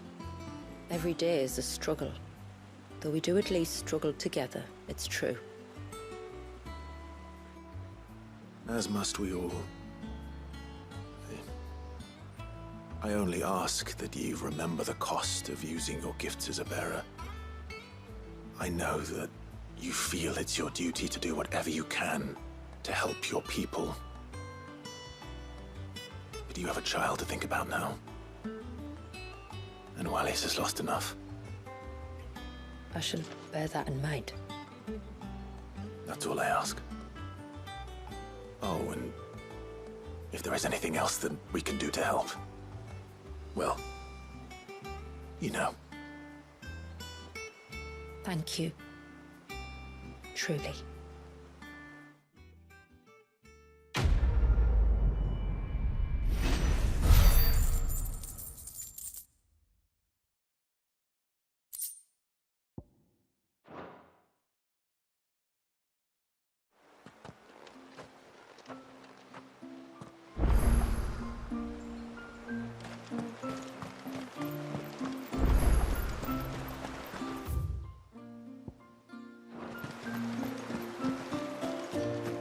It's good to have him back.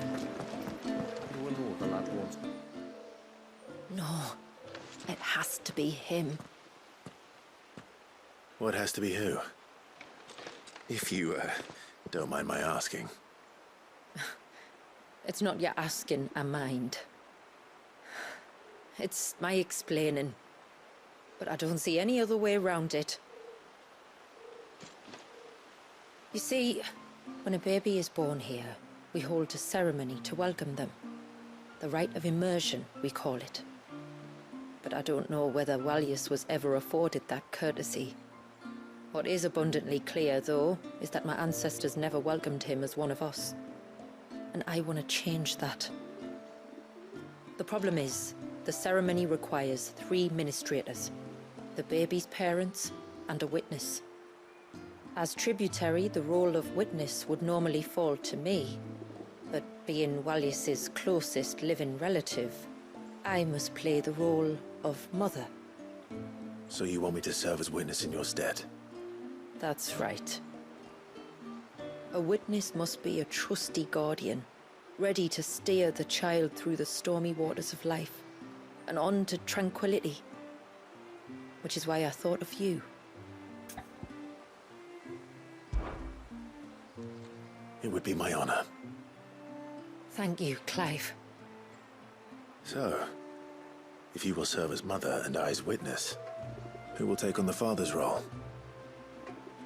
I have a younger brother.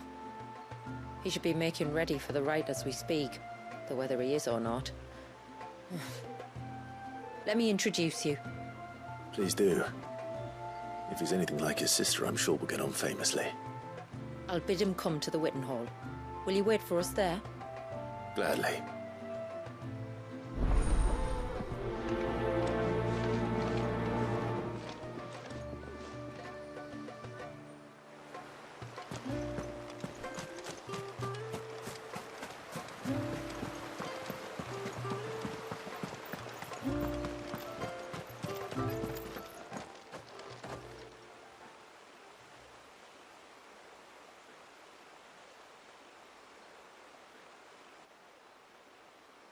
Clive, my brother. If it isn't my old mate Sid! You? So you do remember me, even stripped of my cunning disguise? I'm touched. You two know each other? My friends and I crossed paths with your brother on our hunt for the Dusk Crystals, during which we saved his life. 3 times, was it? 3, 4, who's counting? All I know is when Shula mentioned she'd called in Sid the Outlaw to help young Walyas, I could be sure that the little rascal was in safe hands. I mean, having seen you in action back at the tower, I know exactly what you're capable of. So the mercenary you met in the Sage Spire, that was Clive. And he saved your life? That's a rather different story from the one you told me. And a far likelier one at that. It would appear my family owe you twice over. Whether they admit it or not. Honestly, Fammy, would it kill you to tell the truth once in a while? What? I said sorry, didn't I? How about we save the, recriminations until after the ceremony, eh? Speaking of which, what does this ceremony involve exactly? It's simple, really. We each say a short prayer and anoint the child's head with holy water. Nothing too onerous, then? Not about the rite itself, no. But it does call for some preparation. One of the witness's responsibilities is to collect the holy water, you see. 3 phials for the 3 ministrators, each taken from a particular place. Don't worry, though. It's not as if you have to go alone. I can show you the way. I'd appreciate that. Famiel, you stay here and ready the Witten Hall. Leave it to me. If there's anything Jill and I can do to assist you... We'd be glad to help. Thank you both.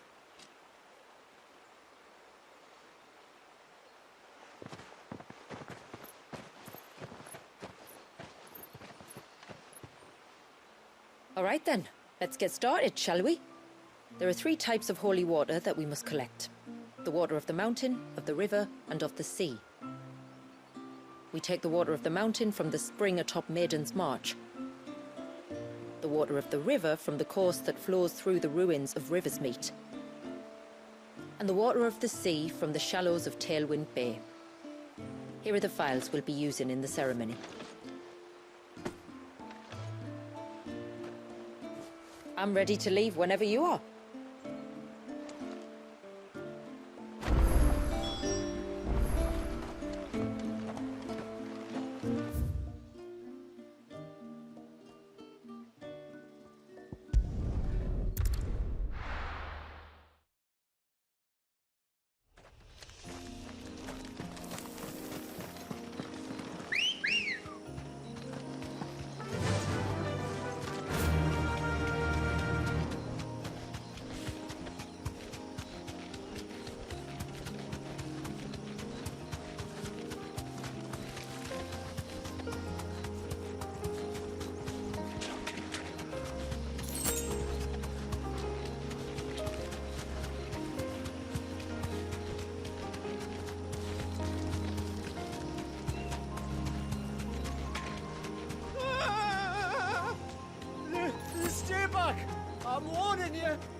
Someone's in trouble.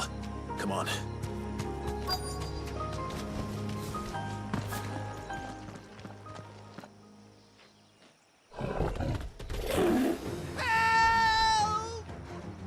Help?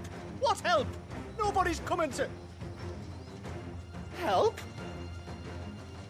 We're here to help. Keep its attention on us. I'll do more than that. That's Charlie.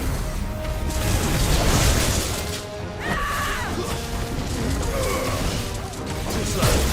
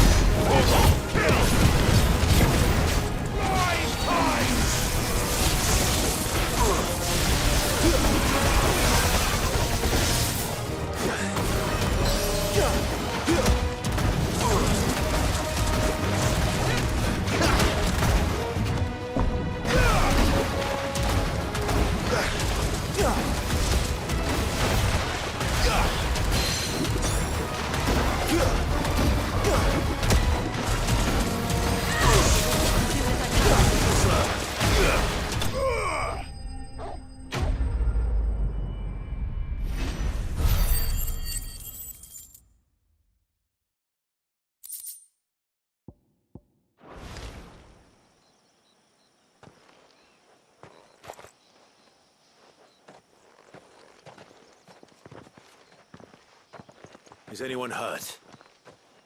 Oh, Sid! Thank all the clouds in the heavens you came. You saved us. Again! Would you two care to explain what you're doing up here? The chief sent us to fetch incense for the ceremony. So the Witten Hall smells nice. For the little Ben. You mean to tell me you braved this den of deadly beasts for some tree sap? You don't have to do everything he says, you know. Or if you must, at least have the good sense to ask one of our hunters to accompany you. We're sorry. It's fine. Just go back to the village before you get yourselves into any more trouble. Right you are. Oh, and thanks and that.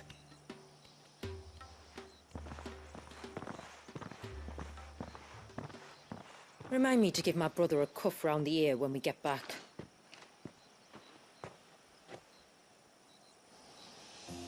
Right then. Let's collect this water, shall we?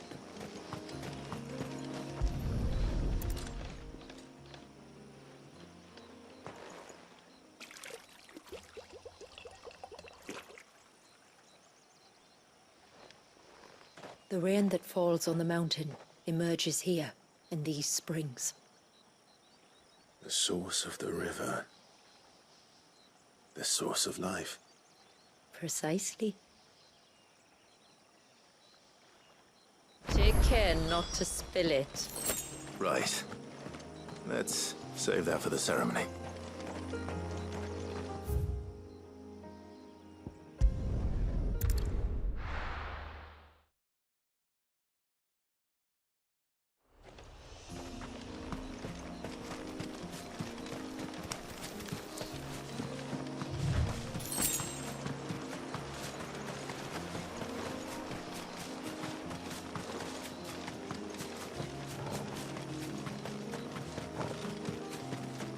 We can collect the water of the river from here. All right.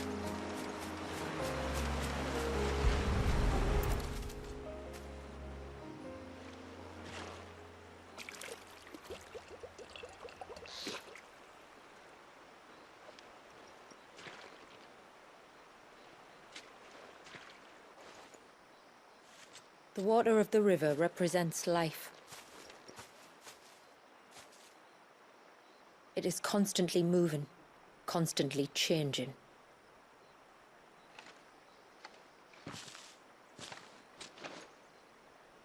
And though its course may twist and turn or branch into 1,000 separate streams, it always flows in the same direction, from source to sea, beginning to end.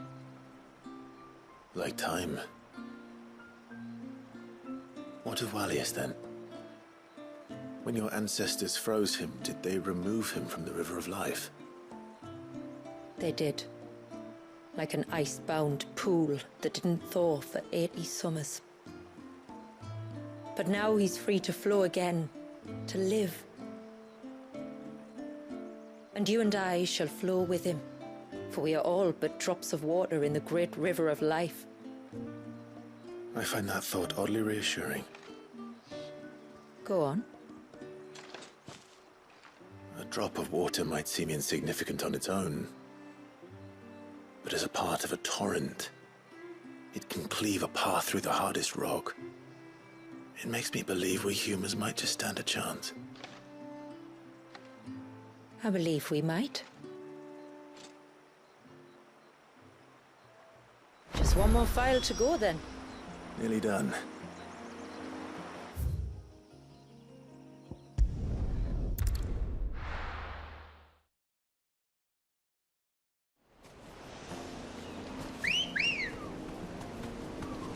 Ready, go?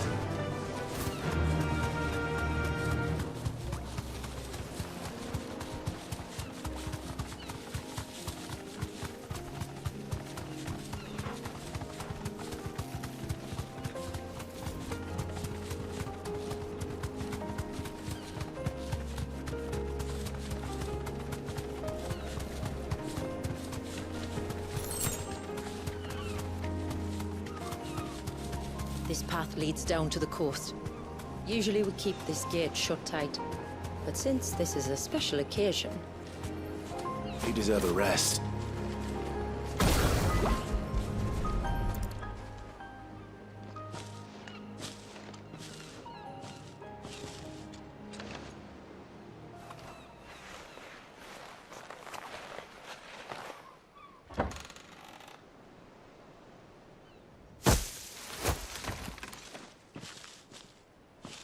Thank the tides the weather held.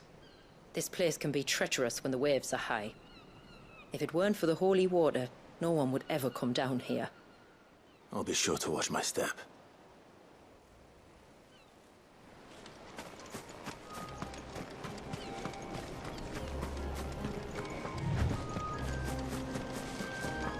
water flows to the sea, then rises into the clouds.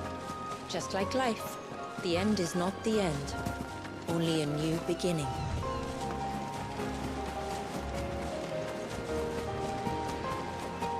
My ancestors chose this place because it was where the first boat landed. And it's a good thing they didn't land closer to the surge.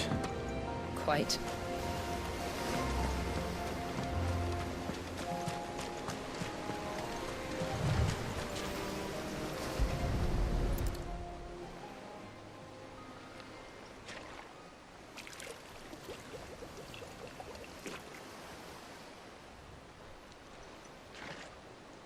The water of the sea.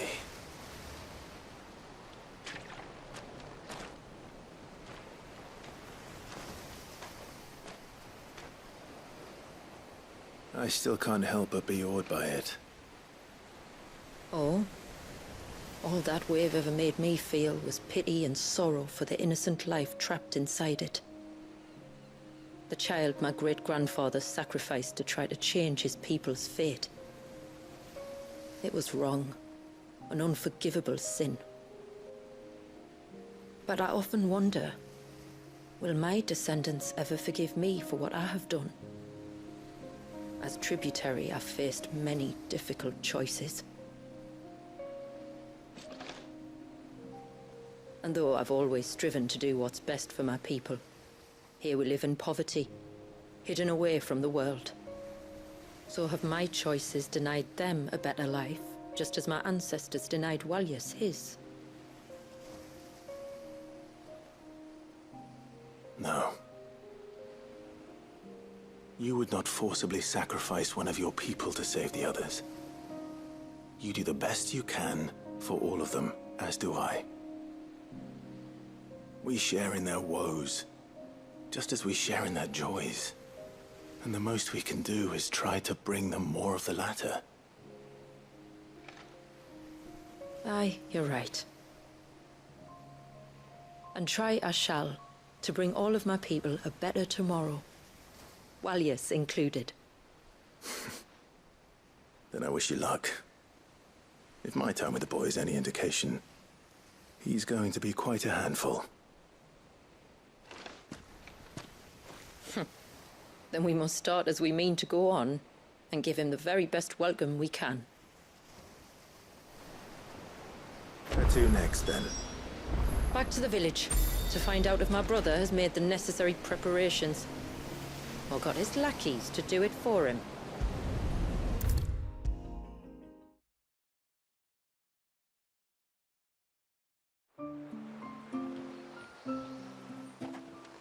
We have the holy water.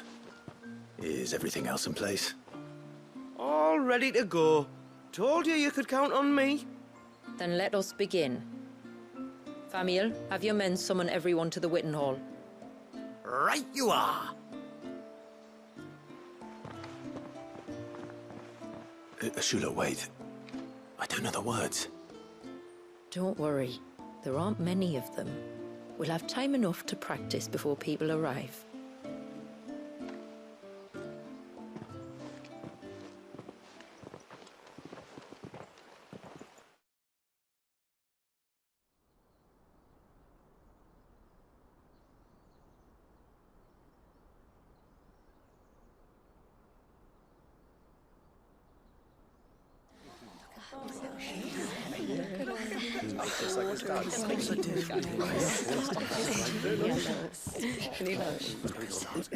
My friends, we are gathered here today to welcome this child into our community by the rite of immersion, as has been our custom since the first reign. As tributary, I would normally perform the rite with the child's parents, but Walyas's mother and father returned to the sea long ago. So I and my brother Famiel shall serve as his family, while the one who returned him to us shall bear witness in my stead. Clive, if you would step forward.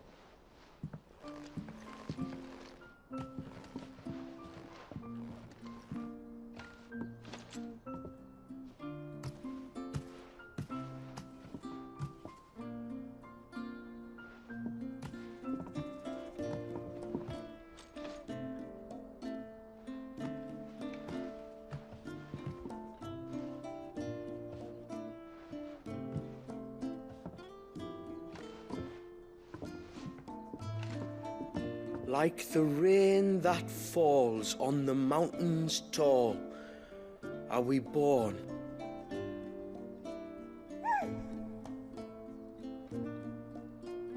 Like the river that flows through the valleys below,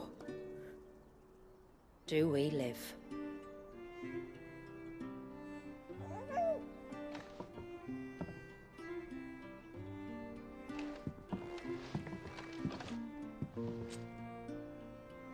Like the boundless sea, where the currents run free, do we die, and to the clouds then rise again.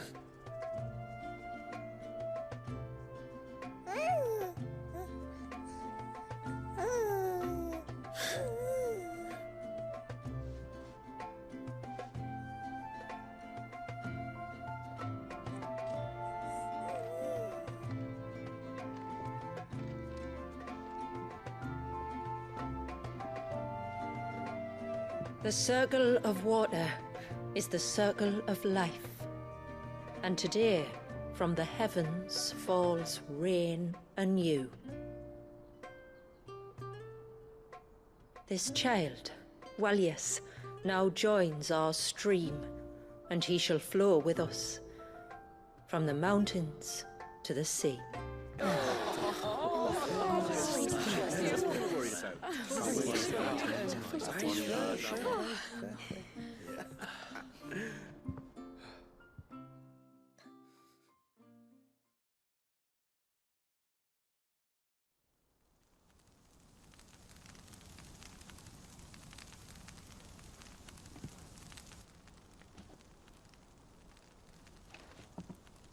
You played your part to a T, Clive. Thank you. It means a lot to us. I was honored to be asked. And terrified I'd miss. Now that you're part of the family, young Walyas, my lad, Uncle Samuel can teach you the ways of the world. Oh no, he can't. Eh? Don't be so hasty. Your brother's knack for self-preservation might serve him well. Ha! You are never going to let me live that down, are you?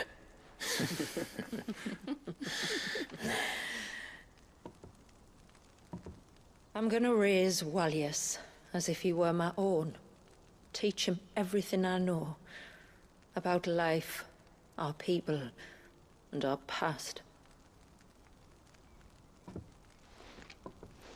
But with all the mother crystals gone, he will grow up in a world without comforts. One where we only have ourselves and each other to rely on. I'd say your people are better prepared than most to survive in such a world, Shula. To thrive, indeed, under your guidance. Only if nature continues to smile on us. If we were to lose her gifts, we'd be left with nothing at all. Yes.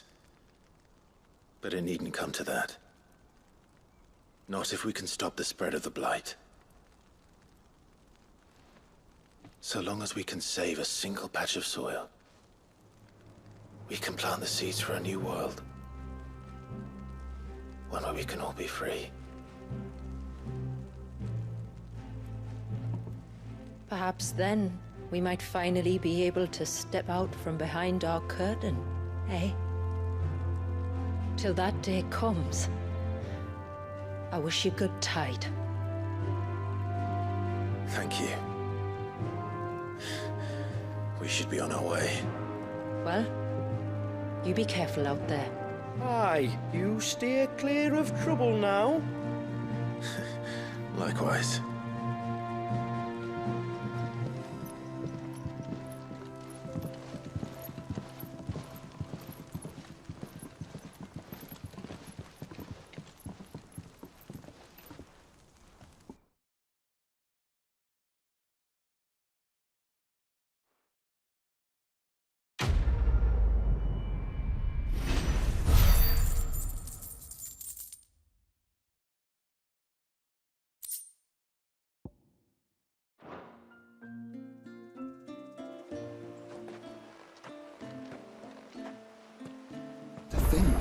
We must be the first outsiders to have witnessed that rite in over a century.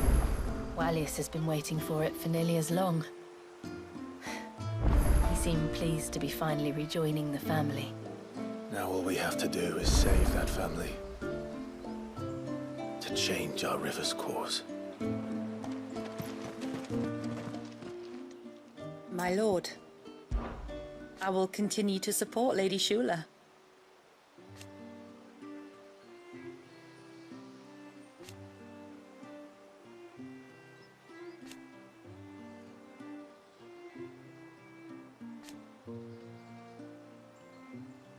But change is coming, and steer one she shall. Long, long ago,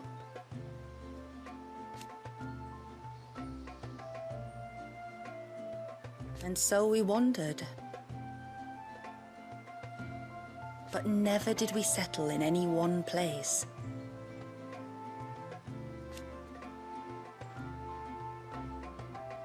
Their cullings came close to staying our river's course.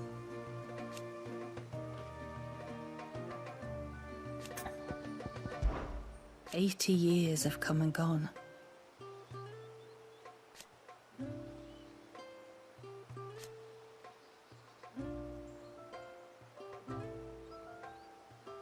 The plan was simple. Sadly for them,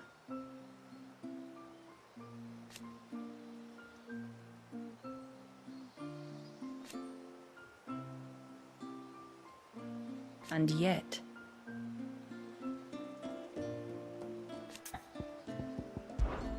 fare you well, my lord.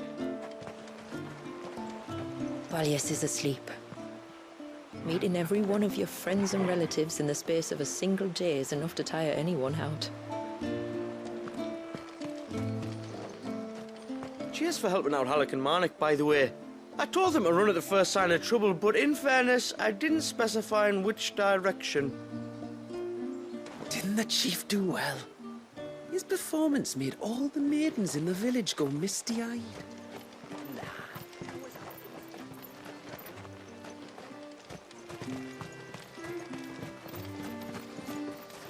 Oh, it's good of you to humour the children like you do. Me humour them?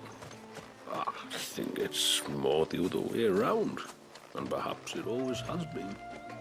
I remember Shula and Famiel sitting through my stories when they were bairns. Famiel couldn't stay still, of course, but Shula would always listen to the very end and look at her. After it. He knows more about the history of our people than I ever will.